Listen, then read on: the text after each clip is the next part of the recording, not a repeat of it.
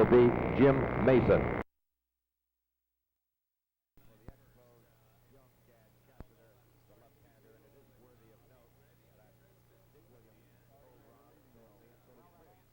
In that game, whether it was a starting or a relieving role. Well, that all-star game will, of course, be on the CBC television network 1 week from tonight, and your fans across the country are hoping that you might be the starting pitcher in that one. You've had a lot of success here in the Olympic Stadium. Your last 2 starts have both been one-hitters. Well, I tell you what, I wouldn't mind keeping that string going tomorrow night, but I think maybe I would accept the win. I don't know if there's any reason exactly for the success here, but I've had some games that have been solid, and I just hope to keep it up. Steve, good luck tomorrow night in the All-Star game and over the balance of the season. And we'll return to activity here at Montreal's Olympic Stadium right after this.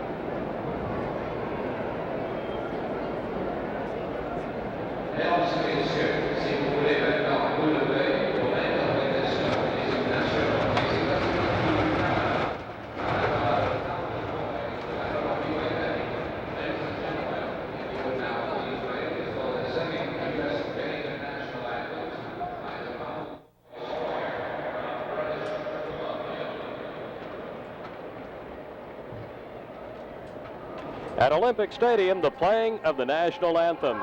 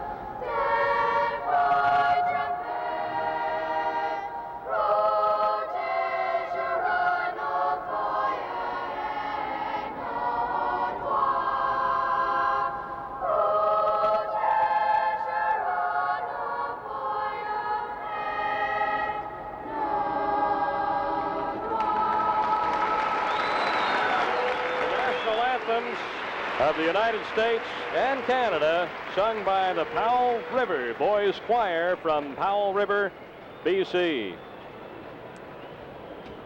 It's an overcast evening in Montreal. There were a few showers just a short while ago. The rain has stopped, and this game will start on time with left-handers Dan Schatzeder pitching for the Expos and John Curtis for the San Francisco Giants. Expos leading the East by 4.5 games. Their record of 48-31. They have a 29-8 record here at Olympic Stadium. The Expos have not lost a series with any team since the 10th of June.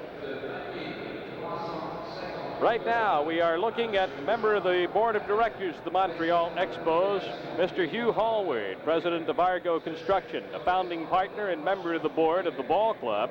He's presenting a check for $20,358 to Jean-Marc Paradis, president of the Quebec Federation of Amateur Baseball. The check represents Quebec's share of the gate receipts from the Pearson Cup game, which was played April 19th in Toronto. So there goes over $20,000 from the Expos and the Blue Jays. The proceeds of the Pearson Cup, of course, go toward amateur baseball in the province. And there you see Jean-Marc Paradis on the left and Hugh Hallward on the right. And that game ended up in a tie as both ball clubs had to catch airplanes, but it's quite a game, and the money going to a charity like that, why it's a very worthwhile, and the players enjoy playing in a game when the money goes to the youngsters so they can play baseball. Now here they come. There's our friend Bruce Fremming. He'll call the balls and strikes tonight. And you see manager Joe Aldebelli moving into the screen there. Ozzie Virgil, Expos first base coach, coming into the screen to the right. The other umpires are Joe West, who will be at first base. He's in the center of that group. Jerry Dale on the extreme left, and out of the picture, Steve Fields. The umpires that will work this game. Steve Fields out of the picture quite a bit. He's one of the substitute umpires, and the umpires just associate with him when they're on the field. And we've talked about that, I think, on other telecasts. But Bruce Fremming, look at him, and he's a beauty. He's not as tough as he looks. He has a heart of gold, but we'll probably have some stories about him as the game goes along. Look at Joe. Yeah, and there's Expos manager Dick Williams. He's had much to be happy about. The Expos are 5-2 against the Giants this year. 3-1 here at the stadium, 2-1 at Candlestick Park. And here come the Expos onto the field. The Expos will be well represented at the All-Star game next Tuesday night. Steve Rogers, Expos right-hand pitcher, 9-game winner. He'll start here tomorrow night. Don talked with him before the ball game. Catcher Gary Carter will be on the All-Star team, and Expos pitching coach Jim Brewer is a member of the All-Star coaching staff. Here's a look at the defense as they line up behind Dan Schatzeder. Duke, let's talk a little bit about Dan. I'll give you some numbers and let you tell the fans about him. He's 4-1 this year. He's making his 7th start, his 17th appearance. He won his last start July 6th.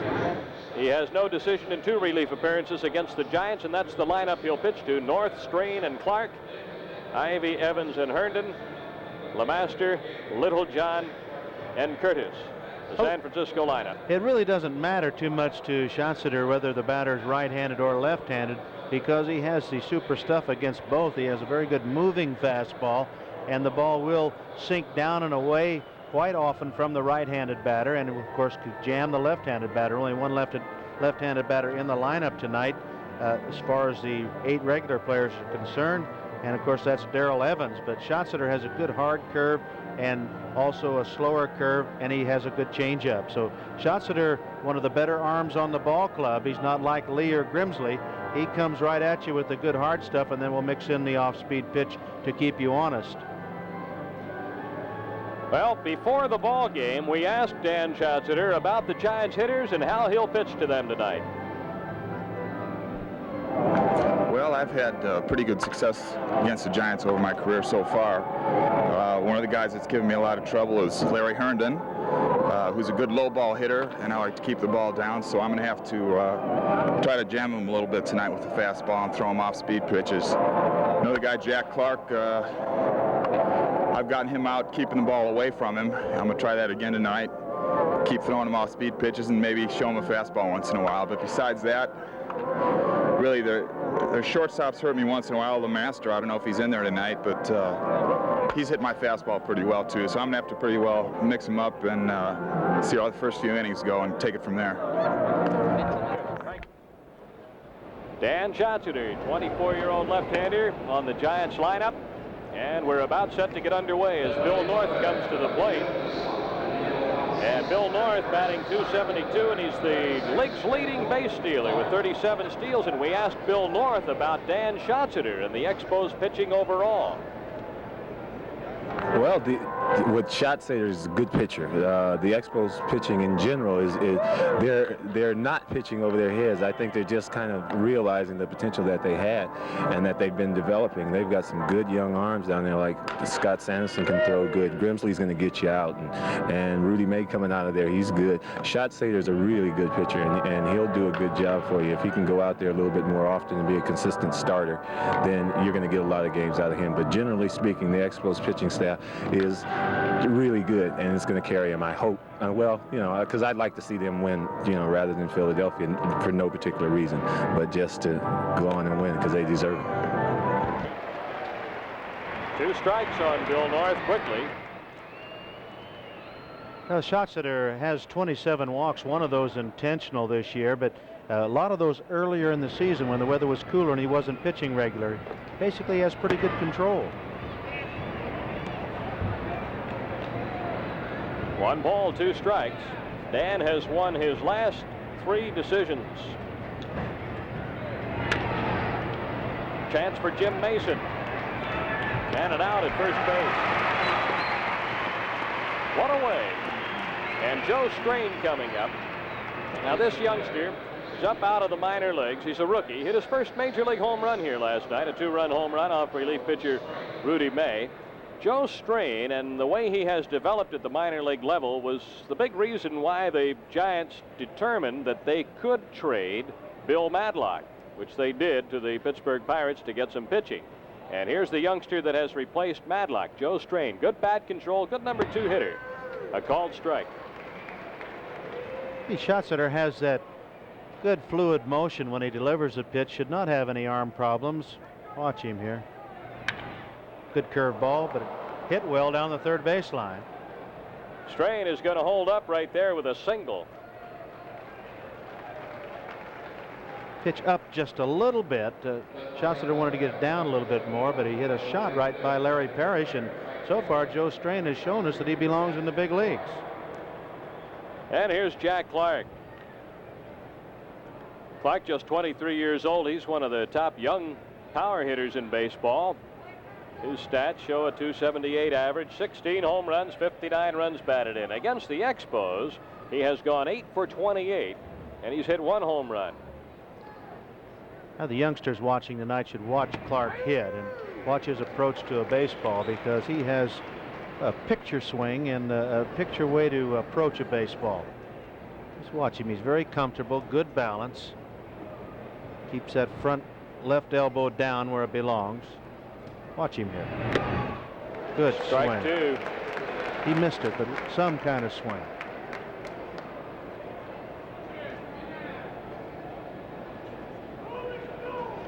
You don't feel cheated if you swing and miss and have a good cut.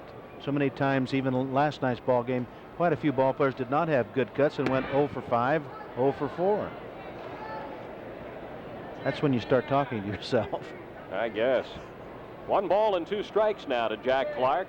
The infield, of course, is at double play depth with a runner at first and 1 out. Top of the first inning at Olympic Stadium. The 1-2 pitch to Clark. That's into the seats behind first base. Perez started to chase it down and then backed away. We mentioned the Expos with a record of 48 and 31. The Giants are 42 and 45.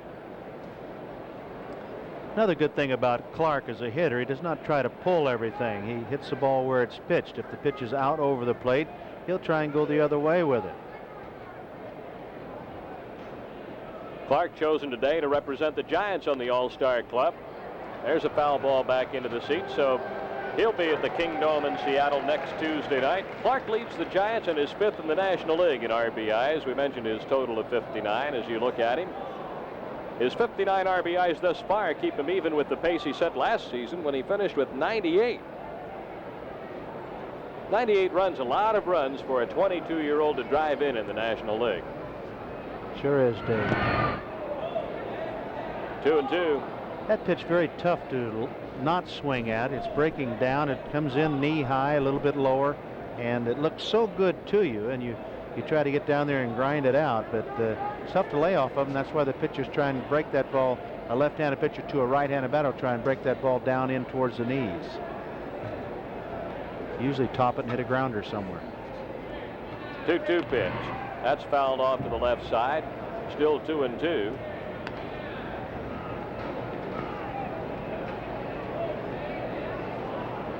Clark coming back into the picture there. Really good balance at the plate. He does that. He has his weight evenly distributed. Of course, your weight has to be back, and he'll get his weight completely back as pitch is being delivered. Cocks that bat real good. That's fouled into the seats.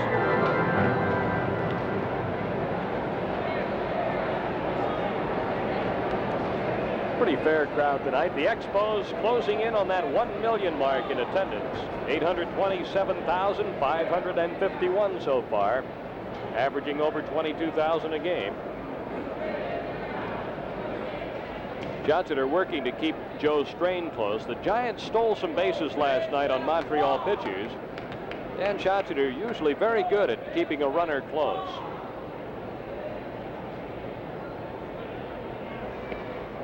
Well, Dick Williams was talking to Bill North about Sanderson and going through the motions of Sanderson, who pitched last night, goes through in his delivery, and he said maybe I could have stolen off Sanderson. But I think Dick was exaggerating just a little bit. Here's the 2-2 pitch, and Parrish. They get one there, and that's all. Clark runs so well. He's tough to double up. Clark on the fielder's choice. Strain retired at second. 2 down, and Mike Ivy coming up. Ivy batting .276, 11 home runs, 43 runs batted in. This young man is strong. He's the right-handed hitting first baseman for the Giants. You may have heard of the left-hand hitting first baseman with the Giants, one Mr. Willie McCovey. Well, Dave, I take some credit here. But just to tell you a story about this kid, I put the first base glove on him as his manager. He didn't want to catch. I said, here, you be the next Gil Hodges, because Gil Hodges started as a catcher. Here's Parrish's high hopper, and he throws to second. Scott had to reach a little bit for the ball, couldn't get much on it, so he held on to it. Ivy trying to go the other way, hit it foul, 1 ball, 1 strike. Ivy had heard and been told so much about catchers being hurt and their careers shortened by injuries, and so he didn't want any part of catching, and flipped him the glove and says, you be the next Gil Hodges. Well, he really hasn't had the opportunity. He's in the shadow now of Willie McCovey, waiting for him to retire. But this young man can swing a bat and do an adequate job at first base. They got the runner. Picked up. Perez down to second, and Scott didn't hold on to the ball. Well, that's going to be called a stolen base. But we've had that play happen maybe 3 or 4 times this year, and a good throw would have gotten the base runner. But the rules say that if a runner breaks like he's stealing a base and you don't get him, why, it's a stolen base. So it's an error, but it's a stolen base. I think maybe Rodney was screened. We don't have a replay, not yet anyway, and Scott might have been screened. See, that's a nice thing about having a left-handed throwing first baseman. He can come at another angle, and the guy that's catching the ball can see the ball coming. Sometimes the runner gets in line with the flight of the ball and you don't see it, and you just reach and hope that your glove is where the ball is going to be. 2 balls, 1 strike to count on Ivy, and Clark now at second base. That is stolen base number 6 on the year for Clark. The Giants love to run. They're running this year like never before. Foul back out of play. The Giants have been successful in 44 of their last 54 base stealing attempts. They've already stolen 87 bases, 1 fewer than they stole all of last season. And we're just now moving in on the the Giants have passed the halfway mark in games played. This is their 88th game. It's game number 80 for the Expos. Tomorrow night marks the halfway point of the season in terms of games played for Montreal. 81 games is half a season. 2-2 pitch. Got him. Ivy strikes out. No runs, a hit, and Clark is left at second base after a half inning of play. The Giants nothing, and the Expos coming to bat.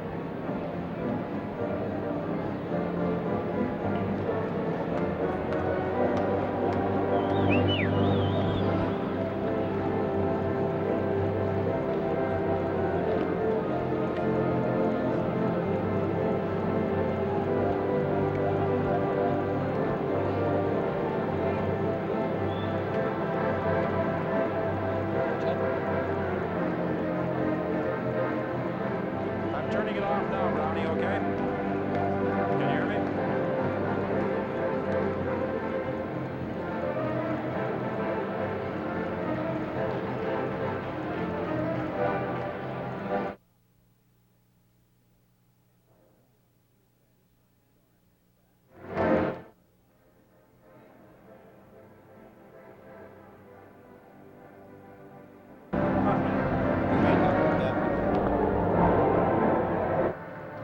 Hello, Brownie.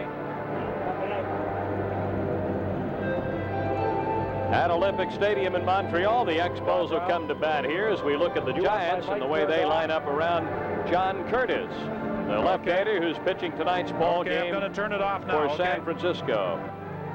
Curtis 4-5, his 8th game starting, his 17th game overall. As a starting pitcher, Curtis is 3-3 with a 2.93 ERA. He's allowed 2 earned runs or less in each of his last 4 starts, allowing 5 earned runs in 25 innings in those games. In his 3 losses as a starter this year, the Giants haven't gotten him any runs. Before the ball game, we asked John Curtis, there's the lineup, we asked John Curtis about the Expos and how he's going to try to pitch to this lineup.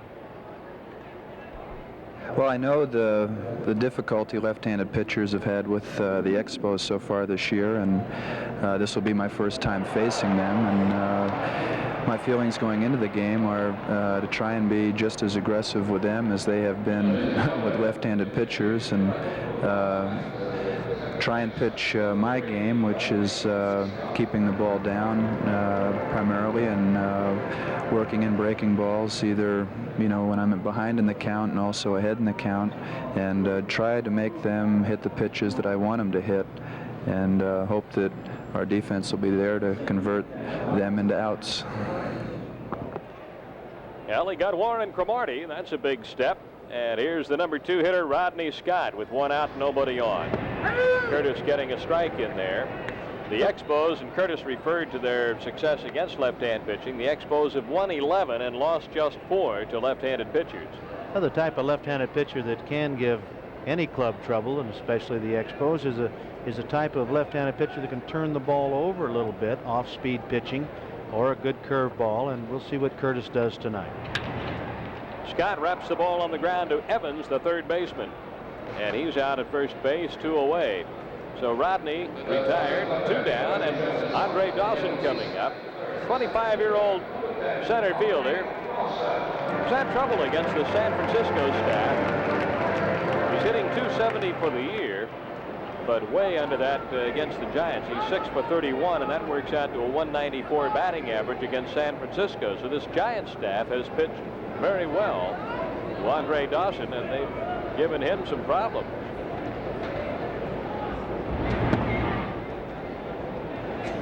Well, we're not trying to say that the Expos are so devastating that any left-hander that walks out there, they're going to knock out of the box. They can be gotten out with a left-hander.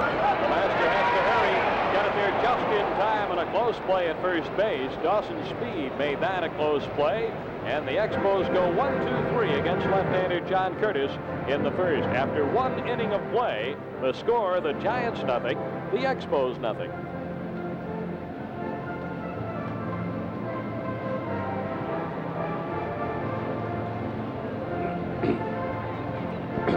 Yeah. Okay, and we got a note on the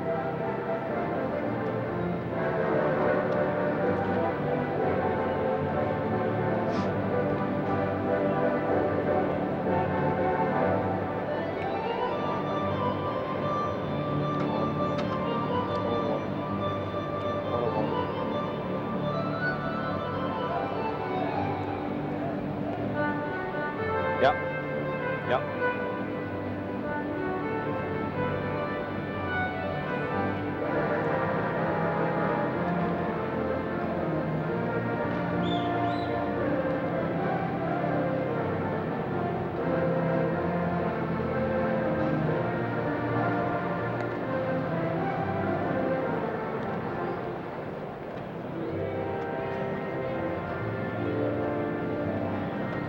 Back at Olympic Stadium, no score in the game, and we're moving to the second inning. Again, we'll mention with Bob McDevitt away covering the Pan Am games, and Don Whitman is with us tonight. Don, there's been a lot of talk about the Expos, I'm sure, from coast to coast this year as compared to maybe the last few when there was some disappointment. The club's got a lot of people talking. Well, the Expos have certainly caught the fans' attention out west, and you know, for a while, I think a lot of people were more inclined to lean towards a major league team closest to the Canadian city in which they lived, particularly in Western Canada. But now with the success the Expos have enjoyed so far this year, a lot of fans have suddenly jumped on the Expo bandwagon.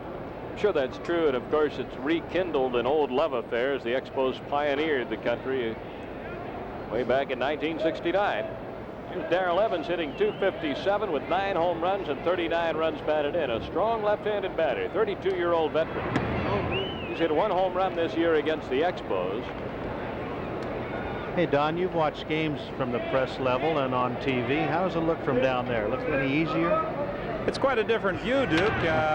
Watching the game from down at field level, I can appreciate the talents of these players much, much more standing down here at field level and watching proceedings. Perez making the play unassisted on Evans. That's going to bring Larry Herndon up. He's playing in left field tonight. We mentioned how the Giants staff has pitched so well to Andre Dawson, Expos center fielder. Expos staff's done a real number on Herndon, who is hitting .307 as you see, but he's 3 for 17 against Montreal. A called strike. He's from one of our favorite cities, Sunflower, Mississippi. He came into the game last night and went 0 for 6. And he had a streak going at that time. A 13-inning ball game last night. 1-1 pitch. Fouled back. That game last night was really strange. The Expos had a 4-0 and a 5-1 lead. Then the game was tied at 5 for several innings. Then the Giants took a 7-5 lead in the 9th inning. The Expos rallied in the bottom of the 9th to tie it at 7. They were going wild at the stadium.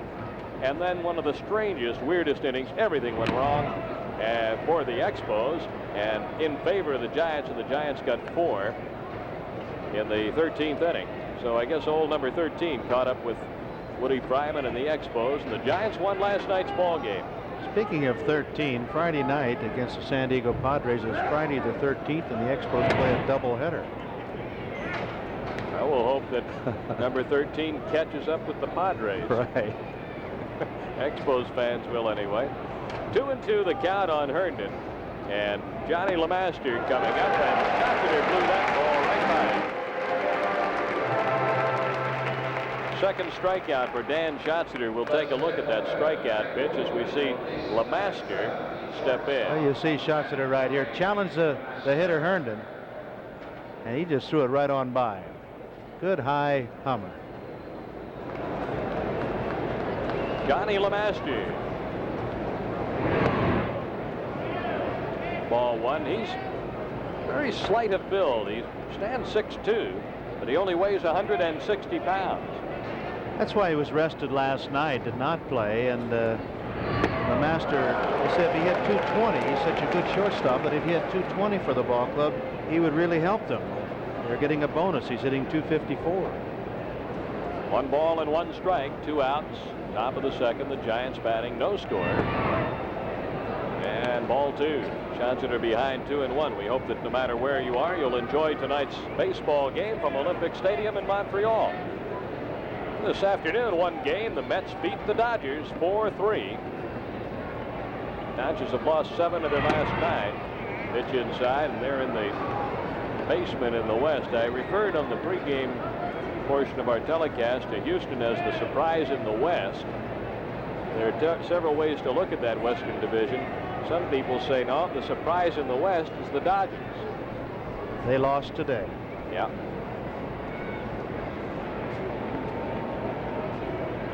Three and one on Lemaster. Might be a play here for Perez near the dugout.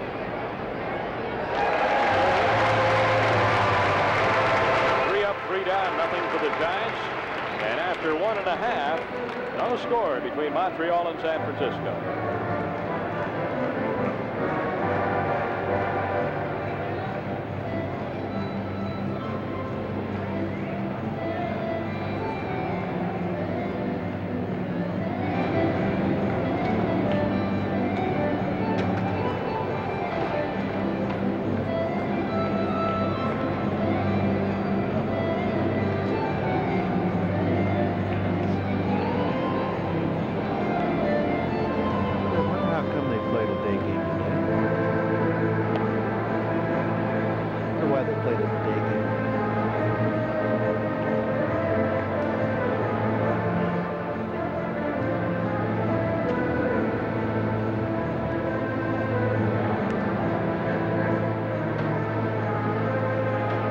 Here's tonight's baseball quiz. Who was the only man ever to hit 2 home runs in 1 inning twice in his career? And here's our first clue.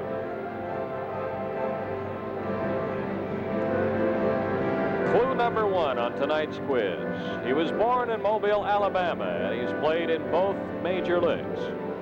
The only man ever to hit 2 home runs in 1 inning twice in his career. Well, there's our quiz for you tonight, so we'll let you work on that.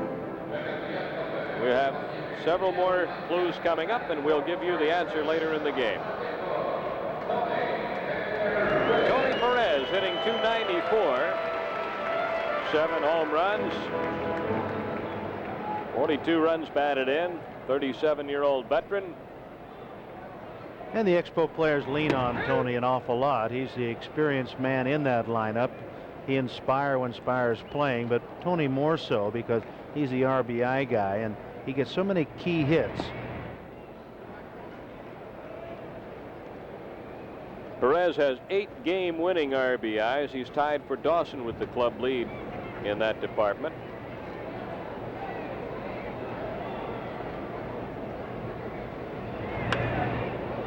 That's into the seats.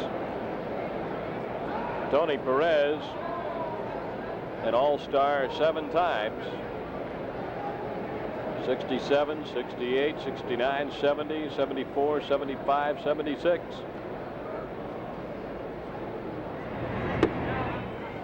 Well, there's a lot of people that are upset that he was not picked on the all-star team this year, and I think he deserves the honor. He's really carrying the brunt of the load on this ball club. He chased one there. The catcher, Little John, can't find it. Now he has recovered, and the throw to first to get Perez. So a strikeout for Curtis, his first, and the putout goes Little John to Ivy.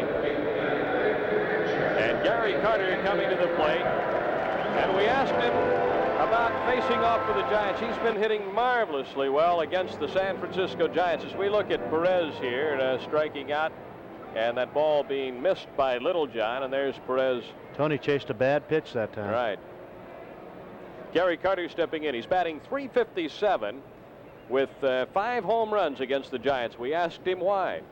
Pitch selection, and it doesn't really have to do with the Giants in particular, but I do feel comfortable at the plate with their pitching, and as long as they keep giving me the pitches, I guess I'll just go ahead and keep hitting it. Amen. They throw that ball while you're swinging. Right. Keep swinging, right. You give it to me, I'll take it. He's fouled at the plate. Strike 2 on Gary. Gary Carter, named today to the National League All-Star team, so he'll be going for the 2nd time. Well, there's a chance. There's a chance Carter and Rogers could start that game, but Tommy Lasorda might go with Johnny Bench and let him start, being that Simmons isn't on the team because of an injury. 2 strikes on Gary.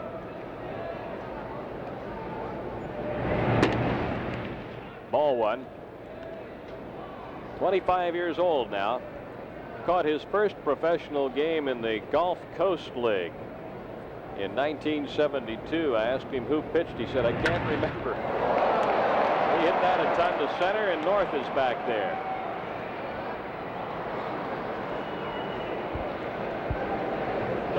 Two away.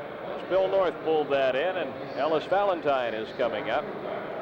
Now when Curtis threw that pitch and Carter hit it to center field, he walked about halfway in towards home plate as Gary was running the ball out, and he didn't even watch North catch the ball. What he did was talk to his catcher and try and just figure out exactly about the pitch. He asked the catcher where it was, and it was up a little bit too much. He wants to get it down a little lower than that.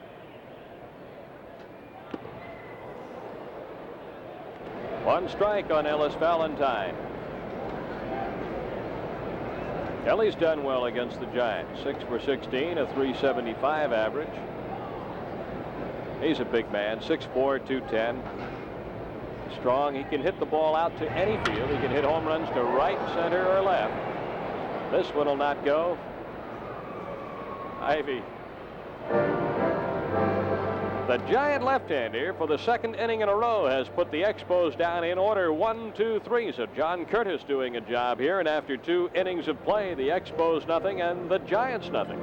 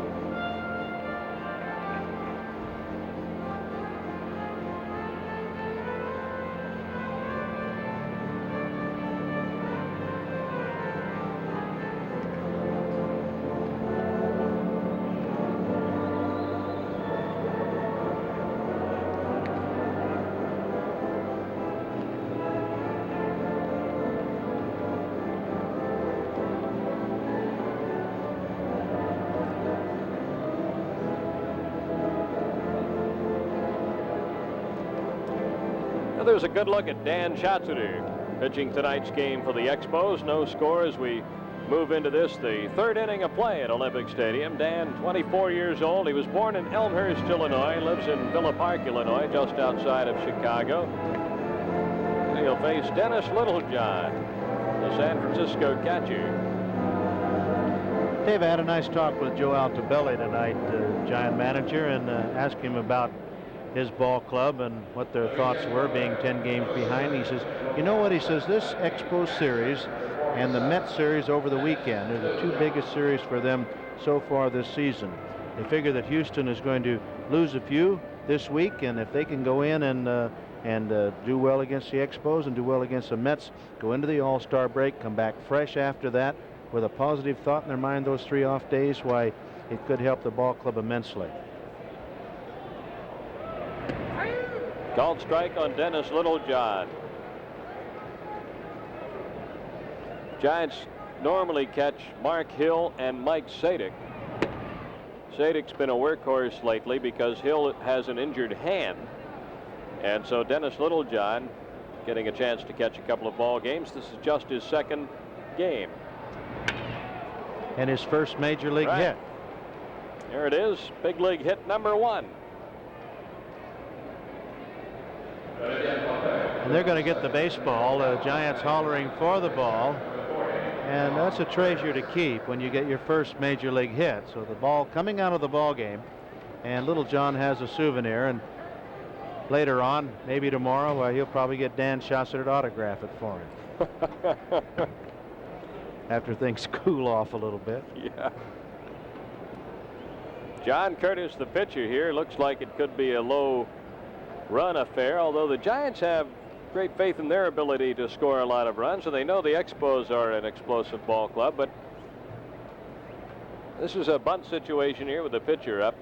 So far, this one shaping up as a pitcher's battle into the 3rd inning, but that's very early.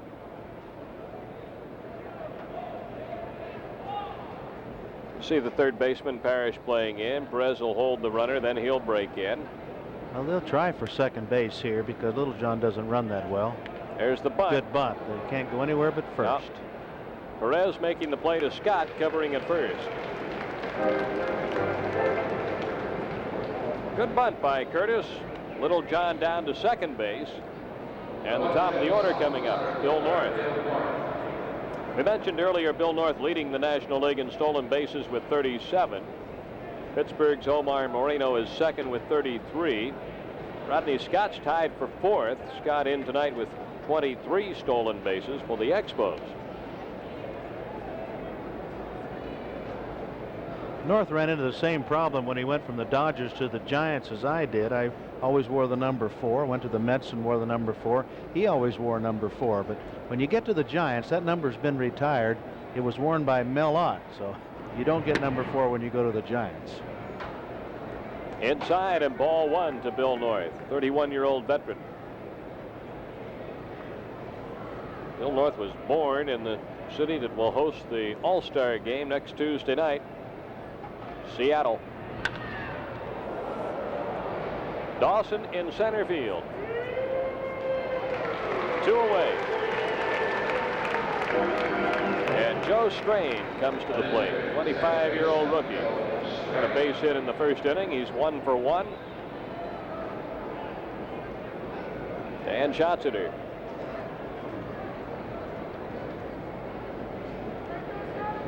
Dan's record last year and lifetime against the Giants is 1-0.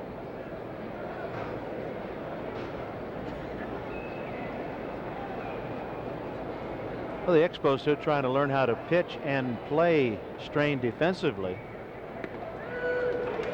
You take strike 1.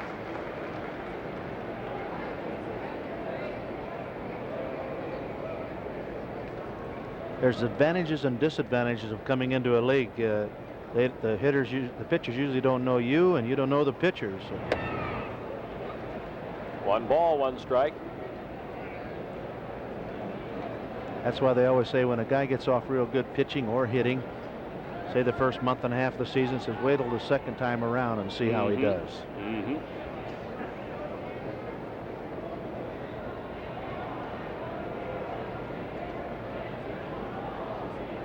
2 outs, 1-1 pitch. Good pitch, jammed it. Parrish gets it over there for the 3rd out. So that's it for the Giants in the 3rd. They made a little noise, a leadoff single by Dennis Littlejohn, but he's stranded on base. Now midway in the 3rd inning, still no score in the game.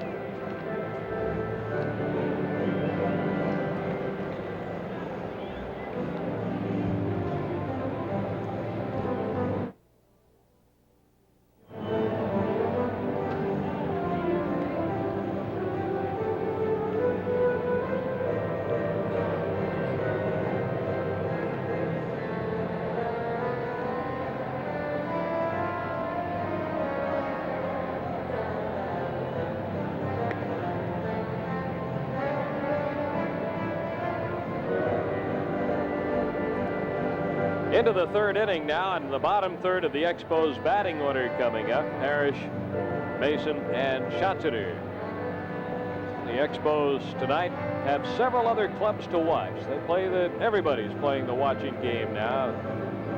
Cubs just 4.5 back, Phillies 5.5, Pittsburgh 6.5. Mets won their ball game this afternoon, the last place club. But that scoreboard game goes on from now till the end of the season, right, Duke? Well, it does that. You just keep it in your head. Usually, you know how many games you're ahead. Percentage points aren't really as important as games behind or games ahead. And that half a game, of course, is when the odd game is either one team's played 1 more, or 2 more, or 3 more than the other, and it has to be an odd number, of course, for that half a game. But you watch it, but I don't think anybody's looking at it quite yet. It's an all-star break, only halfway for some clubs, and you've got tonight's game really to worry about. And when you go about it that way, you're better off because you start peeking over your shoulder, and someone might be gaining on you, like Satchel Paige said about his age. He says, "I never look back. Something's gaining on me, and I don't want to look back and see it." Ball 1 to Larry Parrish, who hit a home run here last night. He now has 8 for the year. It's tough to do, but if you just go out and win your ball game, you don't care what anybody does. Don't have to worry about it. There's a look at the shin guard. Larry Parrish got hurt in Chicago on the recent road trip. Fouled the ball off the top of his left foot. And that guard extends down, protecting the shin and the top of the foot.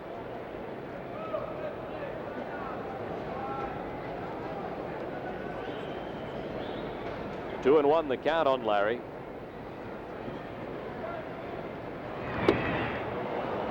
We were playing 1962. We were playing the Cardinals in St. Louis with a week and a half to go in the season, and Bob Gibson was supposed to pitch against us that night in St. Louis. During batting practice, he took a swing and broke his ankle, and we're all over there loosening up, getting ready to take our batting practice, and laughing and say, "Boy, we can't catch a break, can we?" Here, one of the greatest pitchers in baseball, pitching against him, he breaks his ankle. They put Kurt Simmons in to take his place, and wouldn't you know, Simmons beat us 2 games in that next week and a half. Isn't that always the way it is? Right.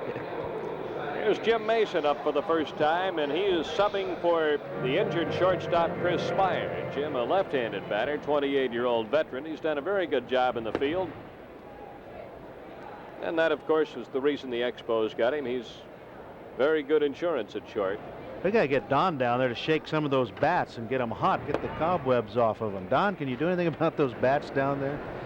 I can certainly try, Duke, but you asked earlier if there was any significant difference in watching the game from field level from being up in the press box, and I can assure you there is. You must be much more alert. You recall that one that Tony Perez fouled off earlier. Right. It came very close to the camera and myself. You get a glove. Don, you know the thing that's always amazed me about being in the dugout, because that's where the managers run the ball game. It's so easy up here to see where everybody's positioned. There we look into the Expos dugout. Chris Spire, who's sitting out with a bad back right now. Jim Mason playing for him and draws a walk here, and the pitcher coming up. But Don, the point I was going to make, the manager looks out on the field from the same view that you have there, and he knows where everybody is, and he can move an outfielder or an infielder 1 or 2 steps one way or another. It's easy to see it from up here, but it's always amazed me that they can tell exactly where people are playing down there. I'm sure because you're not used to that vantage point, as you look out, you can't really tell how deep the outfielders are, whether they're within 20 feet of the warning track or 50 feet.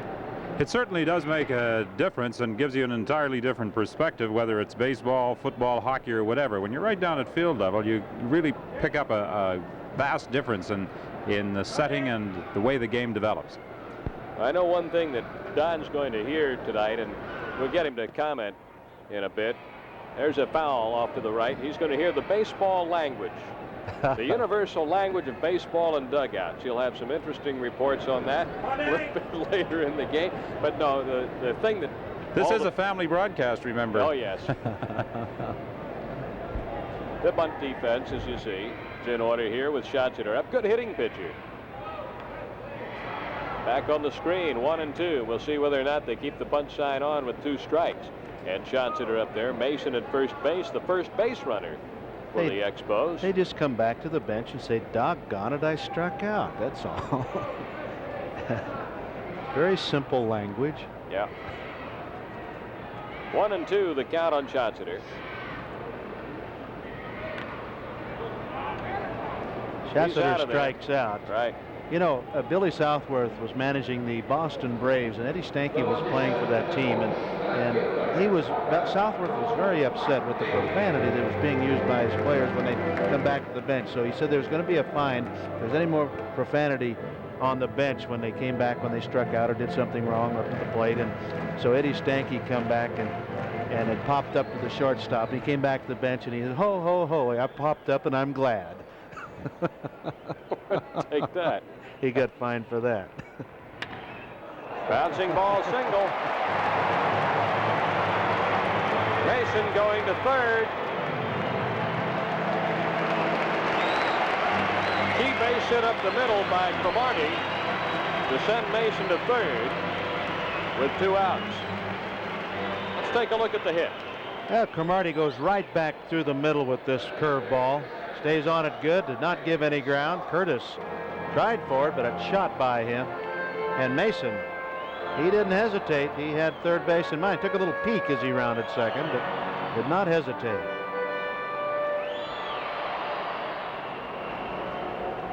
Rodney Scott 0 for 1. Takes a ball. Scott, a switch hitter, batting right-handed. He's hitting .295 for the year. Well, Cromartie broke up the no-hitter, by the way. Yeah. After 2 2/3 innings. Not quite to the stage where you write home about it. Well, Rodney Scott with 2 home runs this year, both hitting right-handed. One against the Giants, Phil Nastu, a left-handed pitcher, out at Candlestick Park. Ball 3. And if Curtis loses Scott, Dawson's going to come up with the bases loaded. And Dawson is overdue.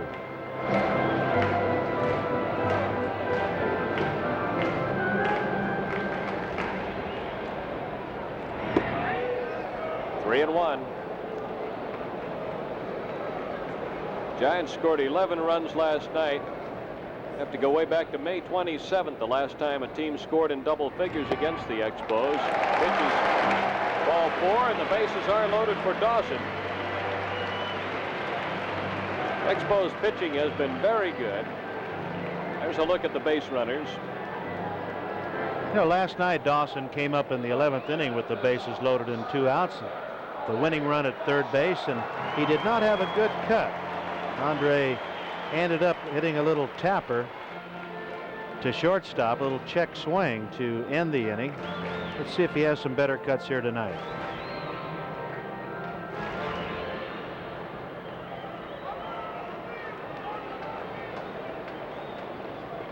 Dawson's hit 2 of those 14 home runs against the Giants.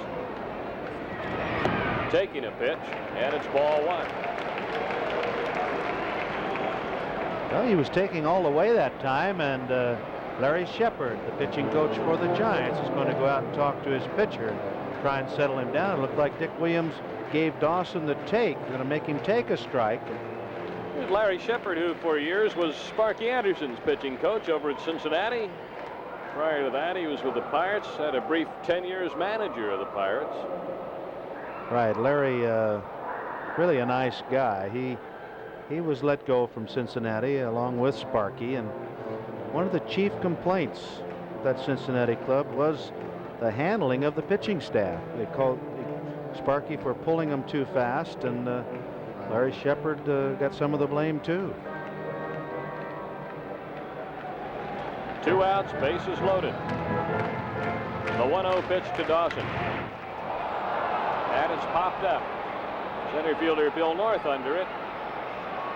That's it for the Expos. No runs, 1 hit, and they left 3 men on base. And after 3 innings of play at the stadium, the score remains the Giants nothing, the Expos nothing.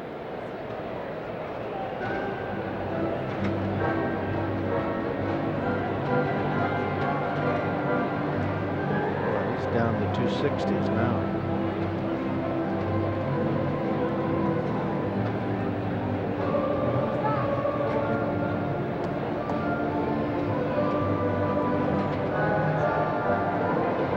Have a number 3 hitter on the club. Right on.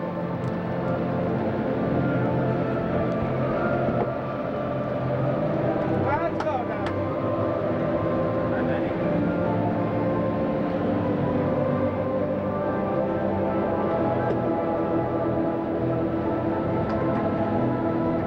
This Saturday on CBC Television, Sports Weekend presents same-day satellite coverage of the British Grand Prix auto race from Silverstone, England. A thrilling Formula One event, the British Grand Prix, this Saturday on Sports Weekend. And next Tuesday, 1 week from tonight, CBC Sports brings you, pardon me, not 1 week from tonight, next Tuesday, 6 days from tonight. CBC Sports brings you the 50th annual All-Star Baseball game from the Kingdome in Seattle. That's July 17th for the best in the American League against the best in the National League in the All-Star game on CBC Television on July 17th, next Tuesday night. And I will be watching right here on CBC. I know you'll be watching, Duke. You're going to be home in Fallbrook, California, and you'll watch the All-Star game. Boy, Dave, I'll tell you, I never miss it. I was fortunate enough to be on 8 All-Star teams, and I never miss it. I root for the National League. I've been a National Leaguer all my life, and I hope they win again. Well, it's a big thrill to be on that team. I'm going to visit my in-laws, and we'll be watching it in Rouen, Quebec, way up north. But the CBC is everywhere, and I will see the game. 1 strike on Jack Clark. Gary don't Carter see can't it. find He it. does not see that ball. Schatzer almost caught it. Gary looked up. That's the first time we have seen this in Olympic Stadium. We have seen it in other ballparks where there's a certain time of the night where the ball goes up high and the lights have not taken effect high and you don't see the ball. But this is the first time at Olympic Stadium we have seen that. Right. Now Gary's going to say, Brucey, why didn't you help me? See? He doesn't know where it is. Bruce doesn't know either.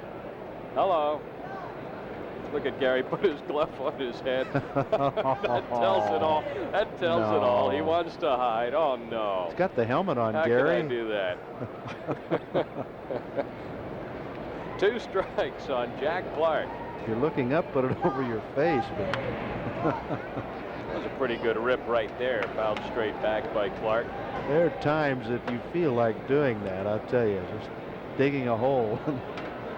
Crawling in it when you don't see the ball out there. Not a thing you can do about that. Ooh. Parrish at the hot corner. Perez handled it at first.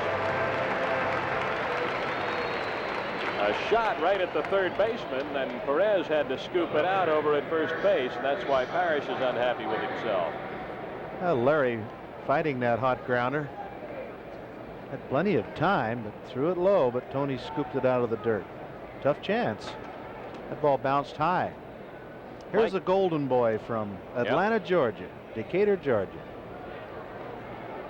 He's strong. He is strong. Oh, they had to call timeout. A helmet was thrown out on the field, and I'm sure it's Jack Clark's.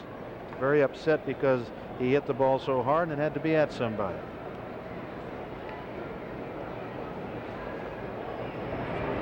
You know, you like to see that in a hitter. A guy that does not accept an out easily. There are too many players you see sometimes that accept being out at first base too easily. Dave Bristol, former Expo coach, manager of several clubs in the major leagues. 1 ball and 1 strike. 1 out, nobody on. Ivy struck out in the first inning. Schatzer coming at him here. And that might be playable near the seats. Perez over there looking.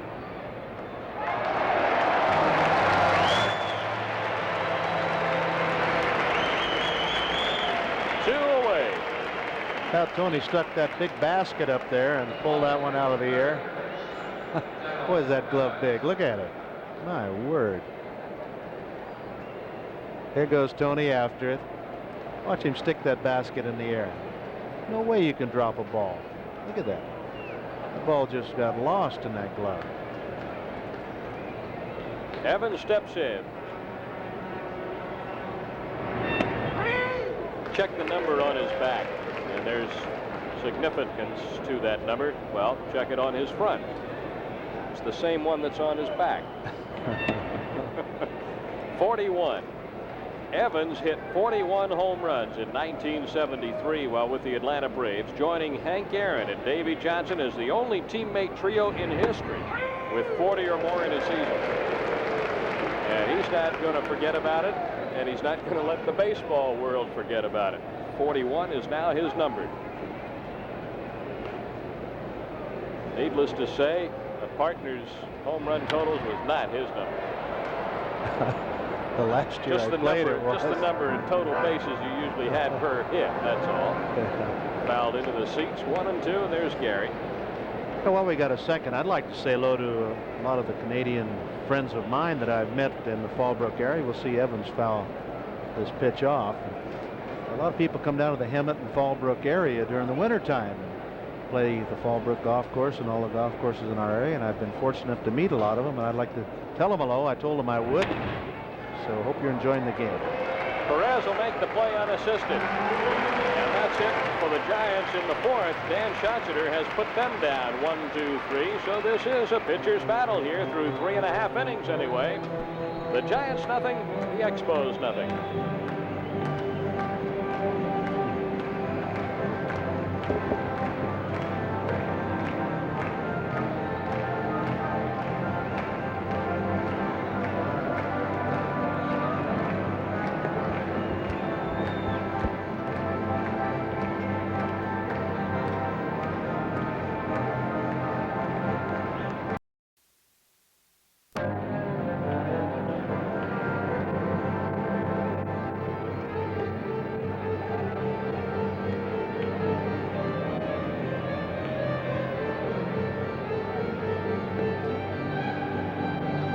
Expos mascot Yuppie up visiting with the fans.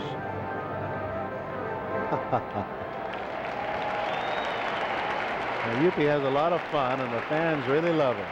Yeah, and you know, in addition to being named Yuppie and being a mascot, I don't know really what he is, but he does have a lot of ham in it. That's for sure. He does that, and he can dance. Yeah, and the fans love it. They have a great time with him. Here's Tony Perez, struck out in the second. Remember, he chased that pitch, and it almost got by Dennis Littlejohn. 1 ball, no strikes. Bottom of the fourth, no score.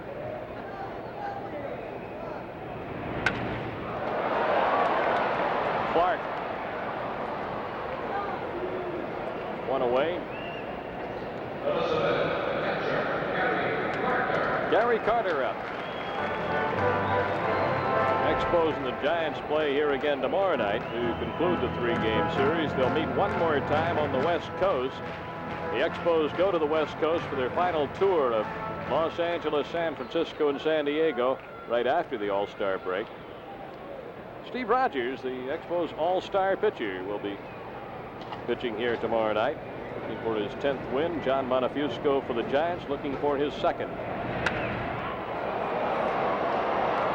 Now Gary got another pitch up, but almost the same result, a little bit more towards left center field this time. And Bill North made the play, and Ellis Valentine coming up with 2 outs and nobody on in the 4th.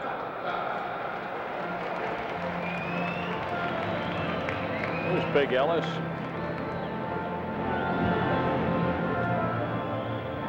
Ellis Valentine had been out for over a week with a hip injury. He came back into action, re-injured the hip in Chicago, but has stayed in the lineup. And we asked him about his health before the ball game. First of all, coming back in the lineup, I'm feeling pretty good. It's not all the way worked out yet, but you know, it's good enough for me to play. So Ellie's not 100%, but he's in the lineup. That hip has bothered him. When he re-injured it in Chicago, it was in running out a ball to first base. We have to talk about the play he made last night. Here's a mile-high pop-up. That'll get up into the radar. LeMaster, he's got it. The shortstop with the goatee makes the play. 3 up, 3 down, nothing for the Expos in the 4th. We'll go to the 5th inning of play at Olympic Stadium in Montreal. The Giants and the Expos are scoreless.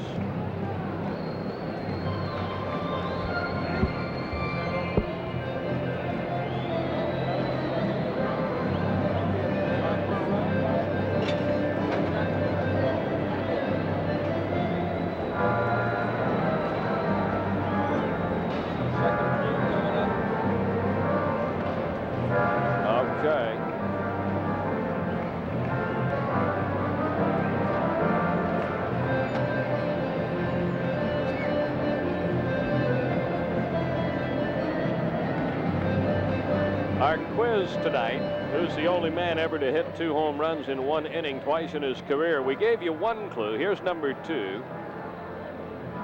He was an all-star game teammate of Duke Snider. So there's clue number 2 for you to go with clue 1. He was born in Mobile, Alabama, and he has played in both major leagues.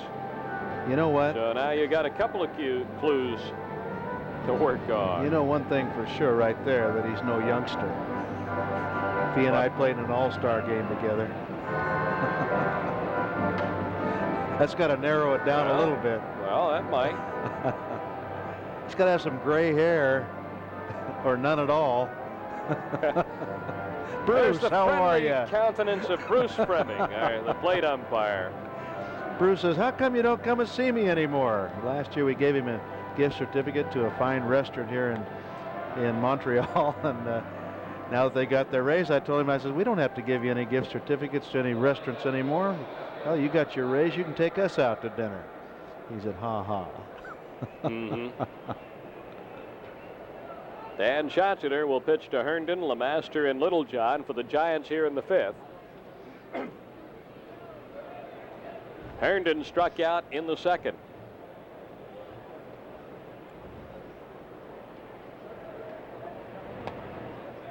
Low and in.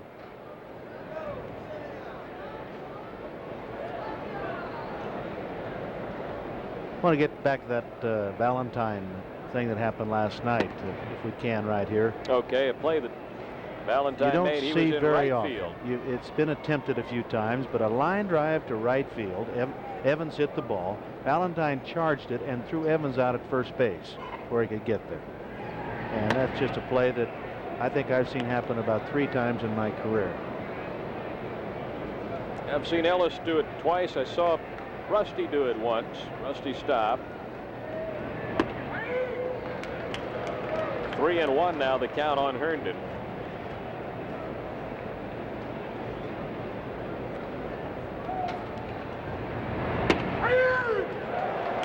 Three and two. Dan fighting back here. Larry Herndon, the batter.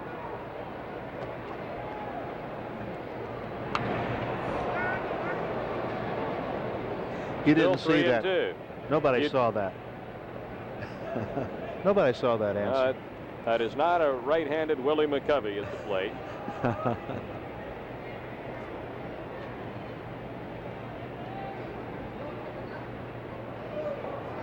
3-2 pitch.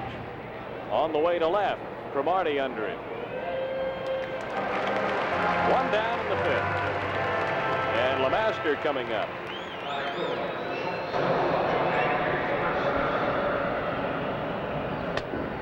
Here's a look at Dan Schatzeder. Had a 7-7 record last year, 13-9 lifetime in the National League. Another one of the homegrown Expos. Fly ball to Valentine. Out number 2. That's one of the things that is so satisfying for the Montreal fans that have stuck with this ball club right from the beginning, that they're seeing the team do something here in this 1979 season, and they're doing it with so many homegrown ball players. The entire outfield signed and brought up through the Expos farm system. Cromartie, Dawson, Valentine, Parrish, the third baseman, Carter, the catcher, the pitcher, Dan Schatzeder in this case tonight. One strike on Dennis Littlejohn.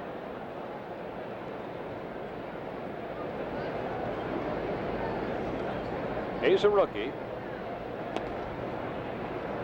Ball one. He's noted for his defensive plays. The number 3 catcher on the Giants squad. This is just his 2nd ball game. Parrish at third with another hot shot. Great play. Gets it on to first for the out. 3 up, 3 down for the 2nd inning in a row. Nothing here for the Giants, and Dan Schatzeder's working on a 2-hitter. And John Curtis, the Giant pitcher, is working on a 1-hitter. And we're midway in the 5th inning with no score in the game.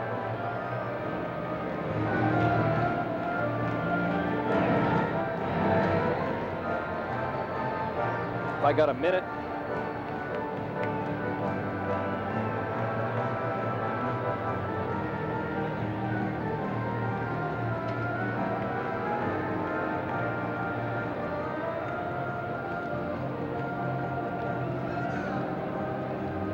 Yeah, okay, Don Brown. Yeah.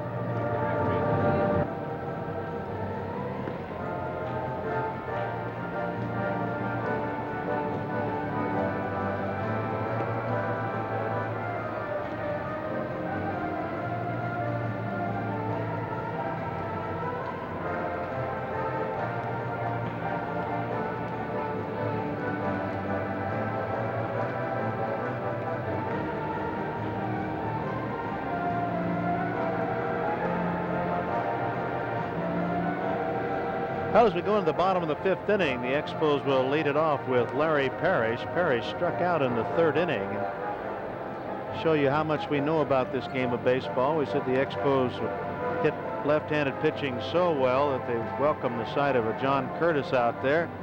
John Curtis has given up 1 hit, that to a left-handed batter. See some of the Expo players: Ross Grimsley, Steve Rogers, Scott Sanderson, Tommy Hutton, chewing his gum. It's like they're worried to death, doesn't it?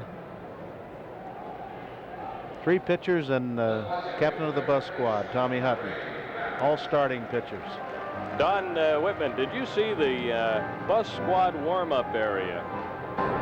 I saw that prior to the game, the warm-up area just behind the Expo dugout, and they take this bus squad tag rather seriously, don't they? They sure do. That's a well-equipped area back there. I'll tell you something else I discovered down here at field level. Bruce Fremming, the plate umpire, takes his job very seriously. He came over and in no uncertain terms suggested what we could do with our monitor down here. He made us remove it.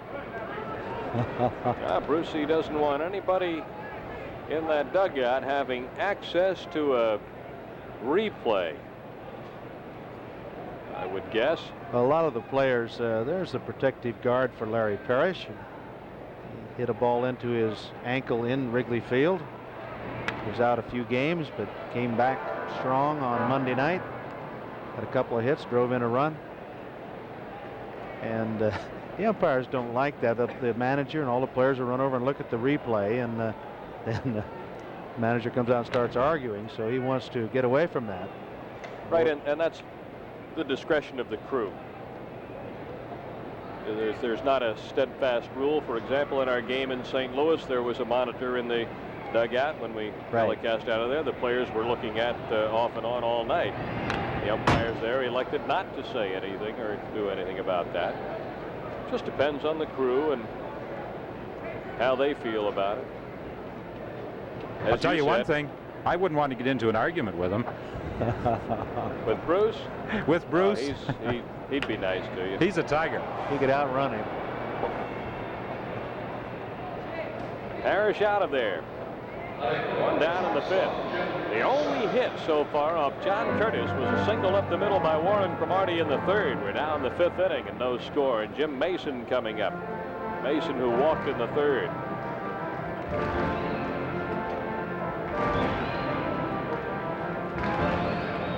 Bruce Fremming was umpiring a game in the minor leagues before coming up to the majors. It was a Texas League championship game, playoff game, in Tulsa, Oklahoma. Ball 2, and he was umpiring 3rd base, and the Tulsa runner on 2nd base was scoring on a base hit, and he missed 3rd base. Strain, the 2nd baseman, over to Ivy for out number 2, and the team that happened to be Albuquerque. Albuquerque players appealed the play. It ended up being the winning run. They appealed the play, and Bruce Fremming called the runner out. And they went on into extra innings, and Albuquerque won the championship. And they had to get a patrol car to take Bruce to the airport in his uniform to get him out of town.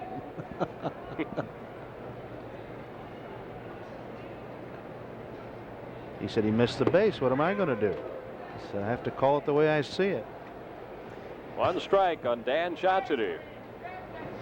He struck out trying to bunt in the 3rd. Curtis on the mound with the fielding play, and another 3-up, 3-down inning. Nothing across here for the Expos. We'll return with the coverage of Major League Baseball 79 after station identification. There's a program.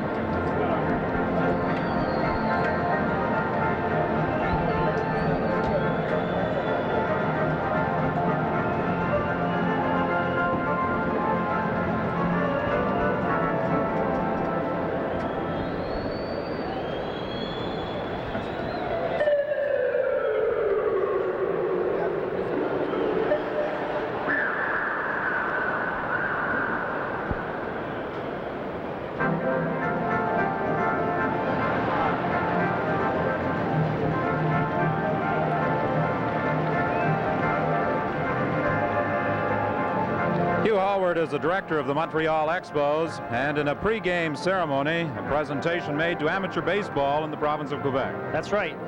This was a Quebec share of the proceeds from the attendance at the exhibition game held in May between the Toronto Blue Jays and the Montreal Expos. Last year the game was in Montreal. Next year the game's in Montreal. And this was the proceeds for the development of amateur baseball in Quebec. Check for better than $20,000. That's right. And next year we're hoping for more. And next year, hopefully, the game will end in a decision. Yes, you've got to remember that this year the decision to have a curfew was made before the game started, and unfortunately the announcement was made in Toronto only at the beginning of that last inning. So there was a feeling, I think, among certain fans that the Expos were sort of copping out a little bit. The truth of the matter is that it had been established 4 hours in advance. Okay, at any rate, amateur baseball in this province certainly receives the benefits of that game, and hopefully more will be added to the funds next year. Okay, let's go back upstairs to Duke and Dave. Okay, thanks, Don. And a chat with member of the Expos Board of Directors, Mr. Hugh Hallward. I'll tell you something about Hugh, Duke. He is probably, well, not probably, I say unquestionably, on that board of directors, he is the baseball fan and expert. He can tell you everything about everybody, anytime, anywhere. He is really up on the game. He's up on the club as an organization, everybody in the minor leagues. He's really into baseball, the game of baseball. He loves the game, knows it exceptionally well, knows it inside and out. He loves to talk the game of baseball, and that's the way you learn. Curtis up there. Schatzeder's having a problem here. He's not given up a walk, and he's 3-0 to the pitcher of all people. Curtis 2 for 15 this year. Has a 160 lifetime batting average. And he lost him on 4 pitches. Now we'll see what the Giants do with that. The first walk given up by Dan Schatzeder. And that brings Bill North to the plate.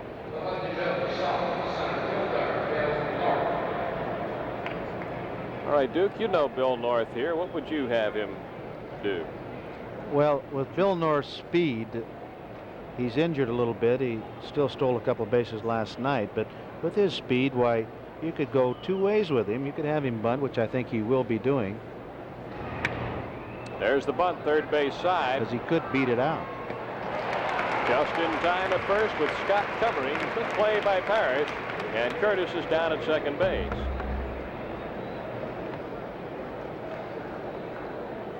Larry calling Schatzeder off and had to throw on the run because, as we mentioned, North can get down that line. They got him by a step and a half. A good view of that. Had the complete play there by Parrish, and here's another look. North a good bunter. He got the bat out there where it belongs on a bunt, out in fair territory. Carter on the hustle to third base to cover third. You saw him go out of the picture. It's his job to get over to third so that the base runner on first base cannot get all the way to third base. Strain 1 for 2, got a base hit in the first. The rookie second baseman. That's trouble if it's fair, but it's a foul ball. Strain has shown one thing here, Duke, the last couple of nights. The left-hander makes a mistake, he can hit the ball with power. Well, he can. He gets that big end of the bat out front. He chokes the bat, as you see there, a good 3 or 4 inches. But he gets that big barrel out there and can't hit a ball out of the park. Here's the 1-strike pitch. Parrish holding the runner, then the throw. Strain is out. That's going to bring Jack Clark to the plate. Well, you saw Parrish pick that ball up, and you see him pick it up and then look the base runner back right there and then make his throw to first base, which you have to do, because if you don't look him back, why, if it was somebody that could run, not the pitcher, why, he'd get a pretty good lead and then run over to third base. Rodney Scott has done that several times this year for the Expos. And Larry with a big grin. 2 away. A dangerous hitter up there. He's their big RBI man. Might be playable for Perez. He's got it. Schatzeder out of a jam after walking the pitcher. On 4 pitches, he got the top third of the Giant batting order to get out of it. No runs, no hits. 1 man left by San Francisco midway in the 6th. No score in the game.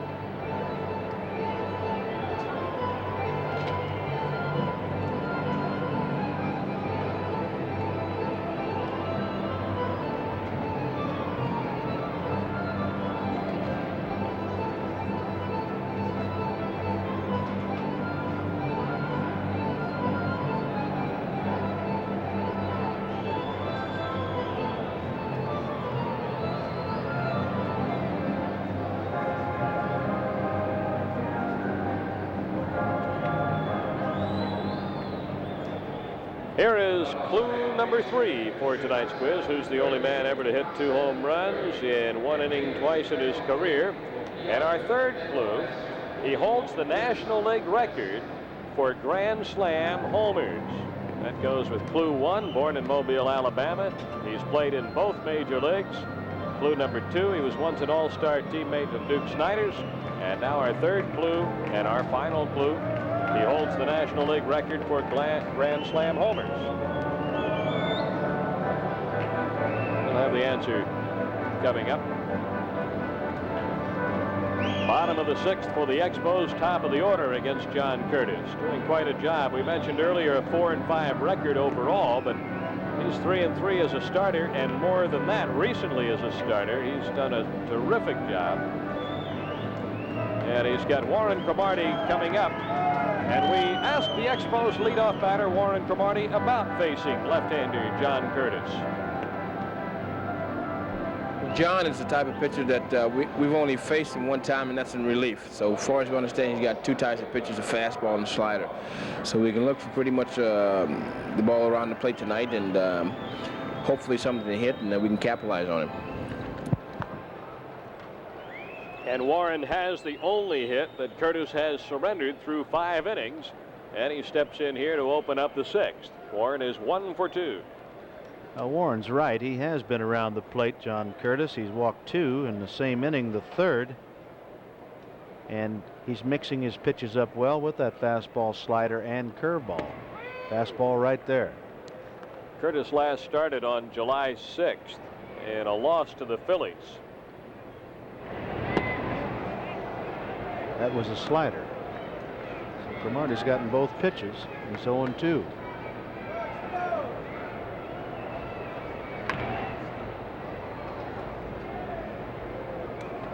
Still 0-2.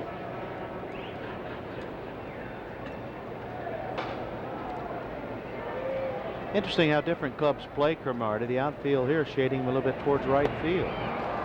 And Curtis struck him out. He's pitching a superb ball game. 4th strikeout for Curtis, and here it is. Now watch this pitch. It's a slider. See it break away and down. Cromartie, no chance that time. He committed himself too soon on the pitch.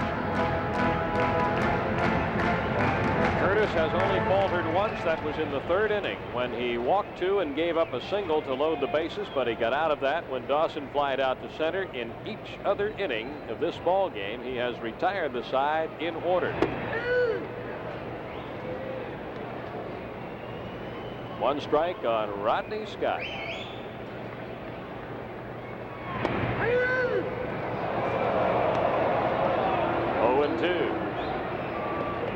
You can probably tell by the reaction, Rodney did not agree with Bruce Fleming's call.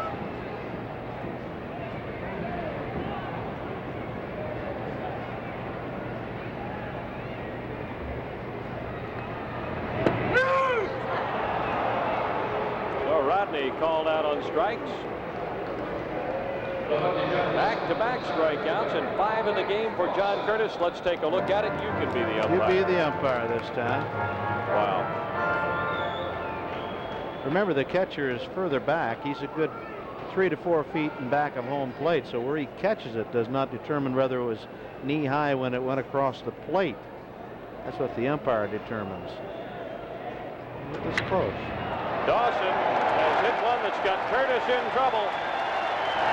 Not quite.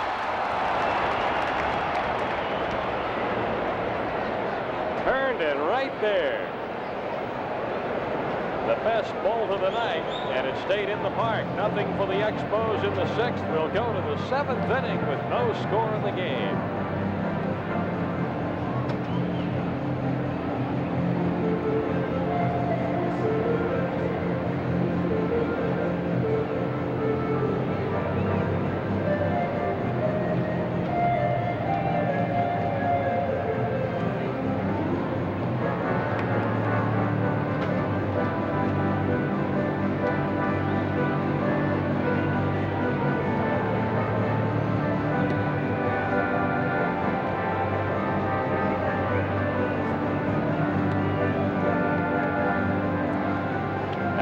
Stadium through 6 innings, no score in the game.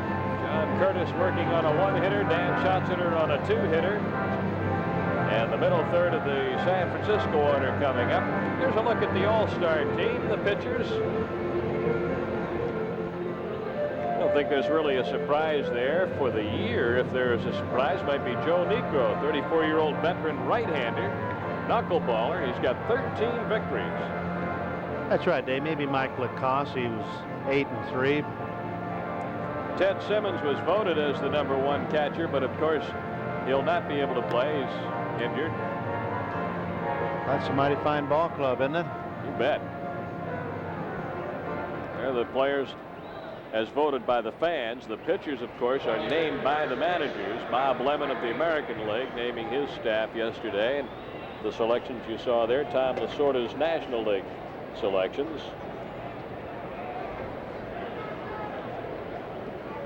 Mike Ivy, part of the crowd here at the stadium tonight. That's trouble. That is serious trouble. Cromartie did not move, and Ivy has the Giants in a 1-0 lead. That's the 3rd hit surrendered by Dan Schatzeder, and it puts the Giants in the lead. It's the 12th home run of the year for Mike Ivy. A strong young man, and he hit a bolt way up into the seats in left. And the Giants lead 1-0. Well, he is a strong young man, and he hit some tape measure home runs, Dave. And one of these days, if he doesn't get too old before McCovey retires, why, he could have a very powerful year and be in the tops in the league in RBIs and home runs. You saw Warren Cromartie's reaction. Warren did not move. And that's up there rattling around. 1 ball and no strikes to Darrell Evans, who's grounded out twice to Perez. American League pitchers will be Tommy John and Ron Guidry of the Yankees. Nolan Ryan and Mark Clear of the Angels. Bob Stanley of the Red Sox. Dave Lemancic of the Blue Jays. Jim Kern, who's an outstanding relief pitcher with Texas. Don Stanhouse doing a great job in the Baltimore Oriole bullpen. Sid Manji of the Cleveland Indians.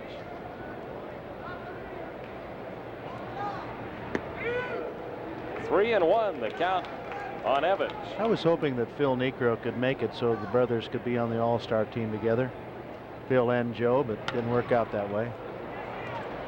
Here's a play for somebody on the right side. Rodney Scott wants it. 1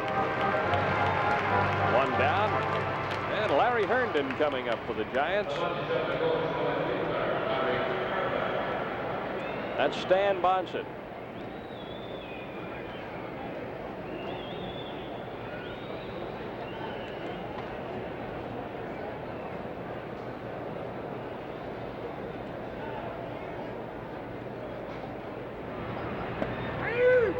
Curve for a strike. It's the 5th home run given up by Dan Schatzeder. And Mike Ivy has hit it here to give the Giants a 1-0 lead. That's going to be into the seats. Dan's given up home runs to Joe Ferguson, Dan Dreesen, Art Howe, and George Hendrick. And now Mike Ivy here tonight.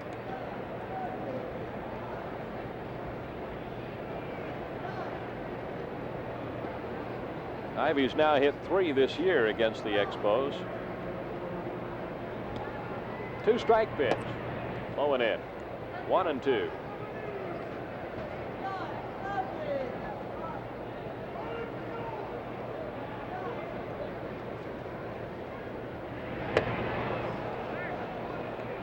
Two balls, 2 strikes. We mentioned the left-hand pitcher's record against the Expos, 11-4. That also happens to be the shutout mark. The Expos have only been shut out 4 times. That's all for Herndon. The pitching staff has pitched 11 shutouts, but the Expos have only been blanked 4 times.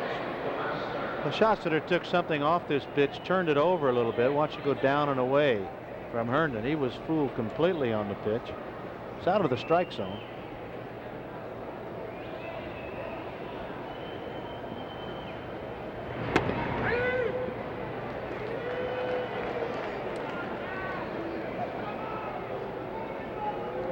The top of the 5th inning tonight.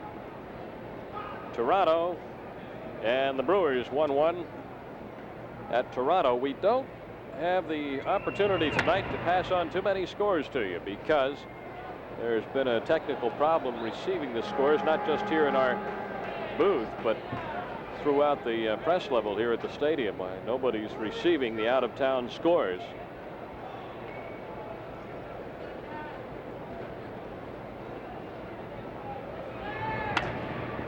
Lemaster hitting it on the ground for Scott.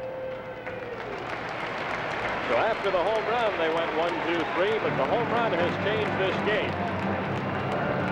A run on 1 hit, Mike Ivey's home run, and now after 6.5 innings, the Giants lead 1-0.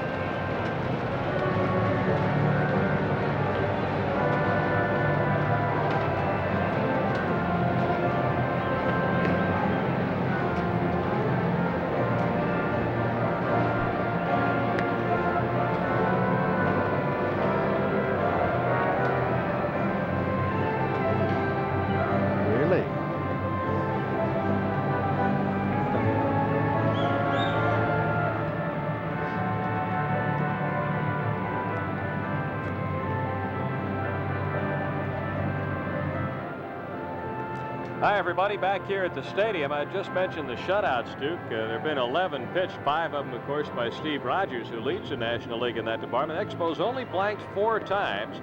We pointed out how the Giants are a run-scoring machine. So are the Expos. Either one of these clubs tough to hold down. I'm surprised we have a 1-0 game. Well, I am too, and especially with the left-hander pitching for the San Francisco Giants tonight, and Curtis, but he has the control tonight, and the Expos are seeing a left-hander for one of the rare times in the last month, and they're overswinging. They're seeing the ball so good that they're overswinging and lunging at the ball, and that's why they're not hitting the ball. They're not waiting for it to come to them and then popping it. Okay, here we go back to the action now. Tony Perez, a hitter, 0 for 2.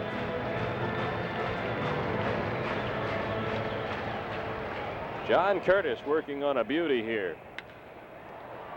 Lemaster to Ivey.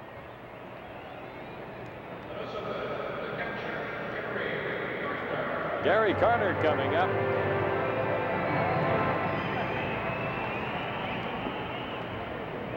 The 4 pitchers to have shut out the Expos. Doug Rao of the Dodgers, he's now out, of course, injured.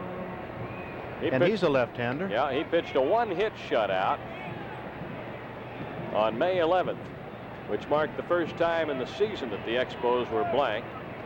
And a couple of days later, on the 15th, strike 1, John Denny at St. Louis pitched a 2-hit shutout against the Expos. The very next day, Bob Forsch, with help from Mark Littell, pitched a 6-hit shutout against the Expos. So 3 of the 4 shutouts were right there in that streak together from May 11th to the 16th. The last one coming on June 27th when Silvio Martinez pitched one for the Cardinals, a 1-hitter. So 2 of the 4 shutouts have been 1-hit gems, a third a 2-hitter, and then Forsch and Littell with that 6-hitter. And 3 of the 4 pitchers right-handed pitchers, and all with the Cardinals.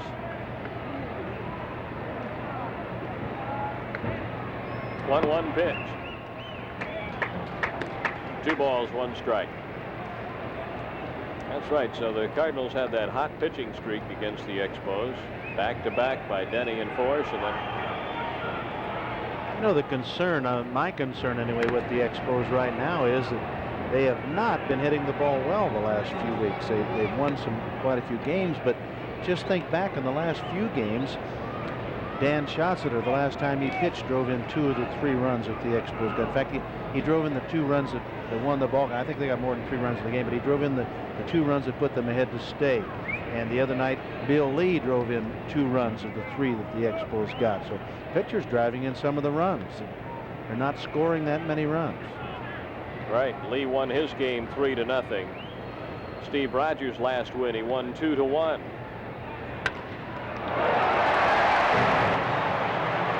Base hit for Gary Carter.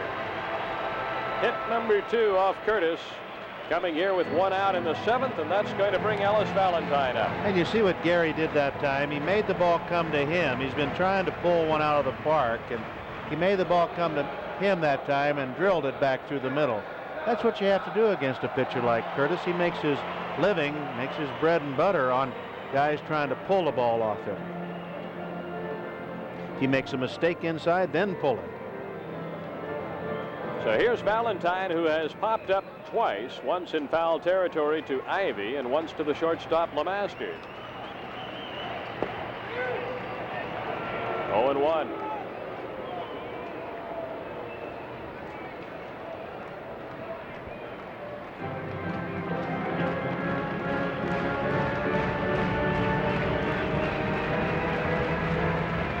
A couple of strong men standing there together at first base. Ellis out in front again, as you pointed out a few moments ago. Curtis having the Expos out in front and off balance. John Curtis, originally selected by Cleveland in June of 1966. Turned them down, went on to college. While in college, pitched in the Pan Am games for the U.S. Valentine out of there, and Curtis really fooled Ellie.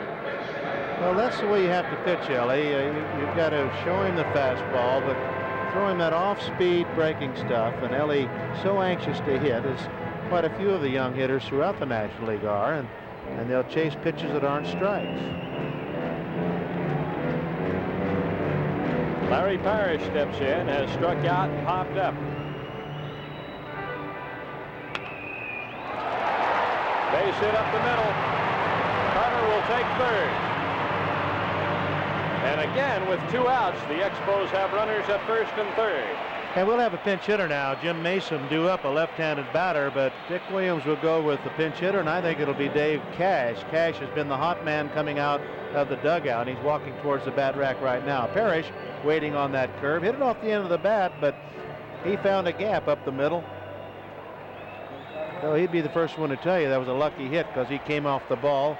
Carter alertly going to third as North plays very deep in center field. He plays about as deep a center field as anybody in the league. It's going to be Dave Cash. Dick Williams going to the hot hand as far as pinch hitting is concerned. And Dave Cash will come up. And Cash will stay in the game, I think, and play second base. Rodney Scott will move over to shortstop as Spire's still not able to play. Cash has had 2 pinch hits in his last 3 pinch hit appearances. Both of them doubles, driving in runs. Got one here last night in the 9th inning, a double. It was a key hit of the Expos' comeback in the 9th, and they had to come back from a 7-5 deficit to tie the game and send it into extra innings. The Giants won in extra innings, 11-7. Cash as a pinch hitter is 5 for 13.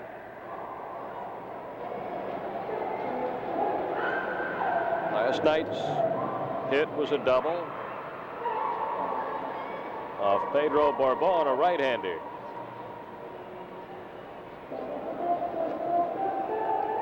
Bruce Fleming talking now with Larry Shepard. Bruce looks like a little cuddly little thing, doesn't he? If you got long arms. Dave Cash batting for Jim Mason. Cash against the Giants overall pinch hittings, 2 for 2. Pedro Bourbon warming up. Right, he got a base hit off Vida Blue earlier in the season. Giant left-hander.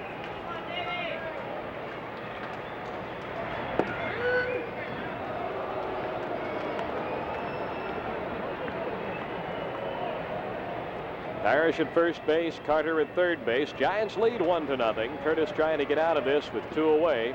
The pitch to Cash. Diving stop by Evans. Out at first base. There's the play of the game. Darrell Evans making a play at third and bailing Curtis out of a jam. That would have tied the ball game up. What a play by the Giant third baseman, Darrell Evans. The Giants lead 1-0. Major League Baseball 79 will continue after station identification. Wow. The game saver there.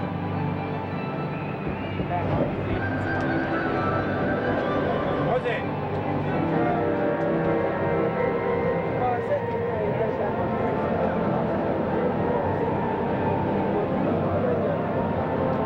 Cash at second. Scott at short.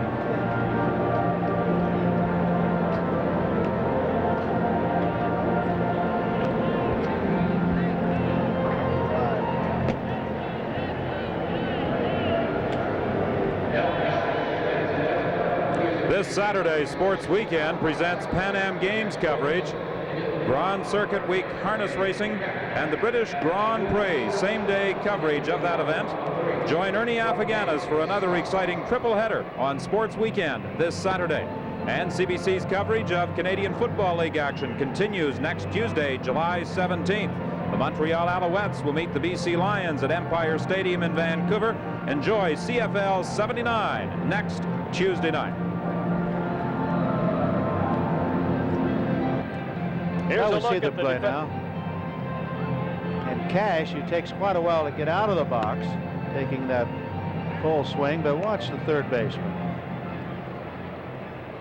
A diving play. Now you wonder how he can make that play and still throw Cash out, but watch. It's not even close at first base. Well, maybe we'll have another shot at it. It wasn't close. Take my word for it. Here's Dennis Littlejohn, the Giants catcher. He's 1 for 2. Giants lead 1-0.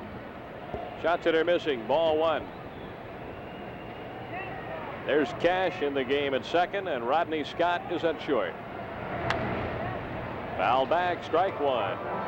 Home run by Mike Ivey, standing up, and a great defensive play by the veteran Darrell Evans.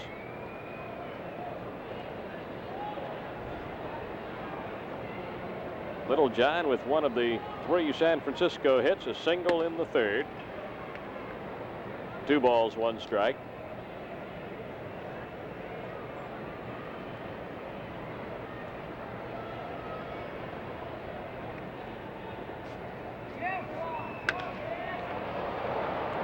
Center field, Dawson.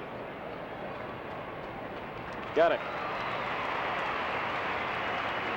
Tonight's paid attendance, 15,012, bringing the season total to 842,568 fans. 162,000 ahead of last year, and the club is averaging 22,800 a game.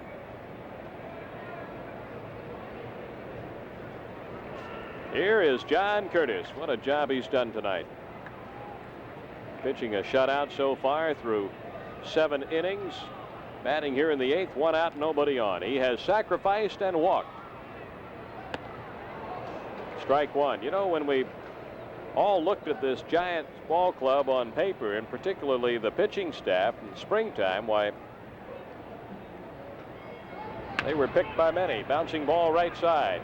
Scott turns it over to Perez. 2 away. Vida Blue. Dave Cash, rather. Vida Blue, Ed Halicki, Bob Nepper, John Montefusco. People out of the bullpen like Gary Lavelle, Randy Moffett, John Curtis. and some young pitchers that are coming along, and on paper that looked like they had the pitching staff over there in the Western Division. The Dodger staff injured with the operation to Forster, the loss of Tommy John. Well, the Giants still think they have a chance. They don't think Houston's for real yet. They believe they've got a chance to catch them, and it remains to be seen. Fouled back by North. Strike one. 2 outs, nobody on, and Bill North up there.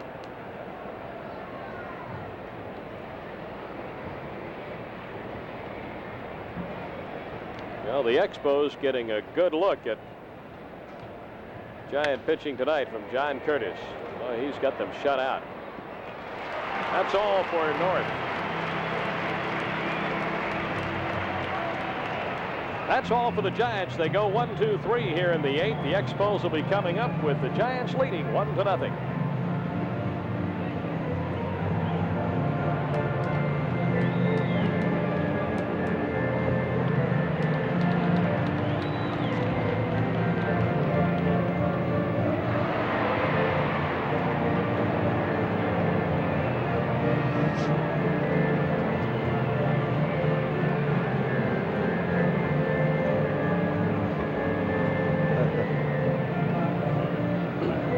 Yeah, we'll only have an hour to go. Warm up Gary Cooper and Teresa Wright. No more movies.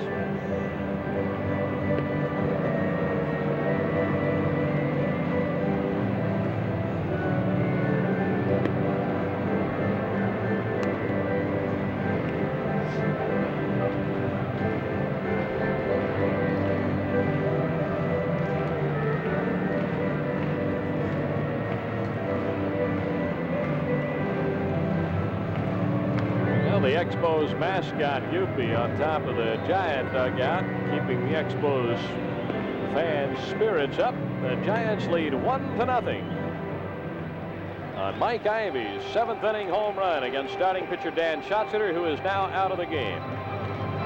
Ken Maka will bat for Schatzeder. Maka 1 for 5 as a pinch hitter, 0 for 1 against the Giants. 28-year-old utility infielder. He can also play the outfield. He can catch. There's John Curtis, the man of the hour right now.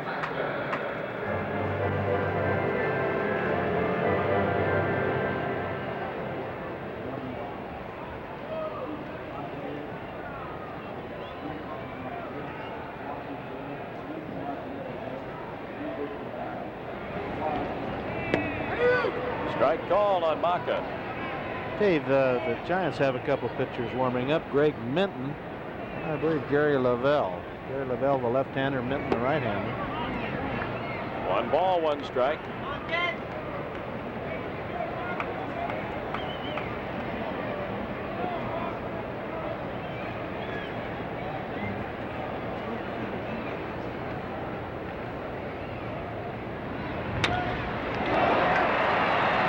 Second baseman Strain gets it over to Ivy. 1 away in the Expos 8th, and Warren Cromartie coming up. Monson again in the Montreal bullpen. He'll come on in the top of the 9th inning. Here's Cromartie, who has one of the 3 hits given up by Curtis. He got the first hit in the 3rd inning, and the Expos got 2 hits in the 7th inning, Carter and Parrish. And that great defensive play by Evans to rob Dave Cash of an RBI that would have tied the game up.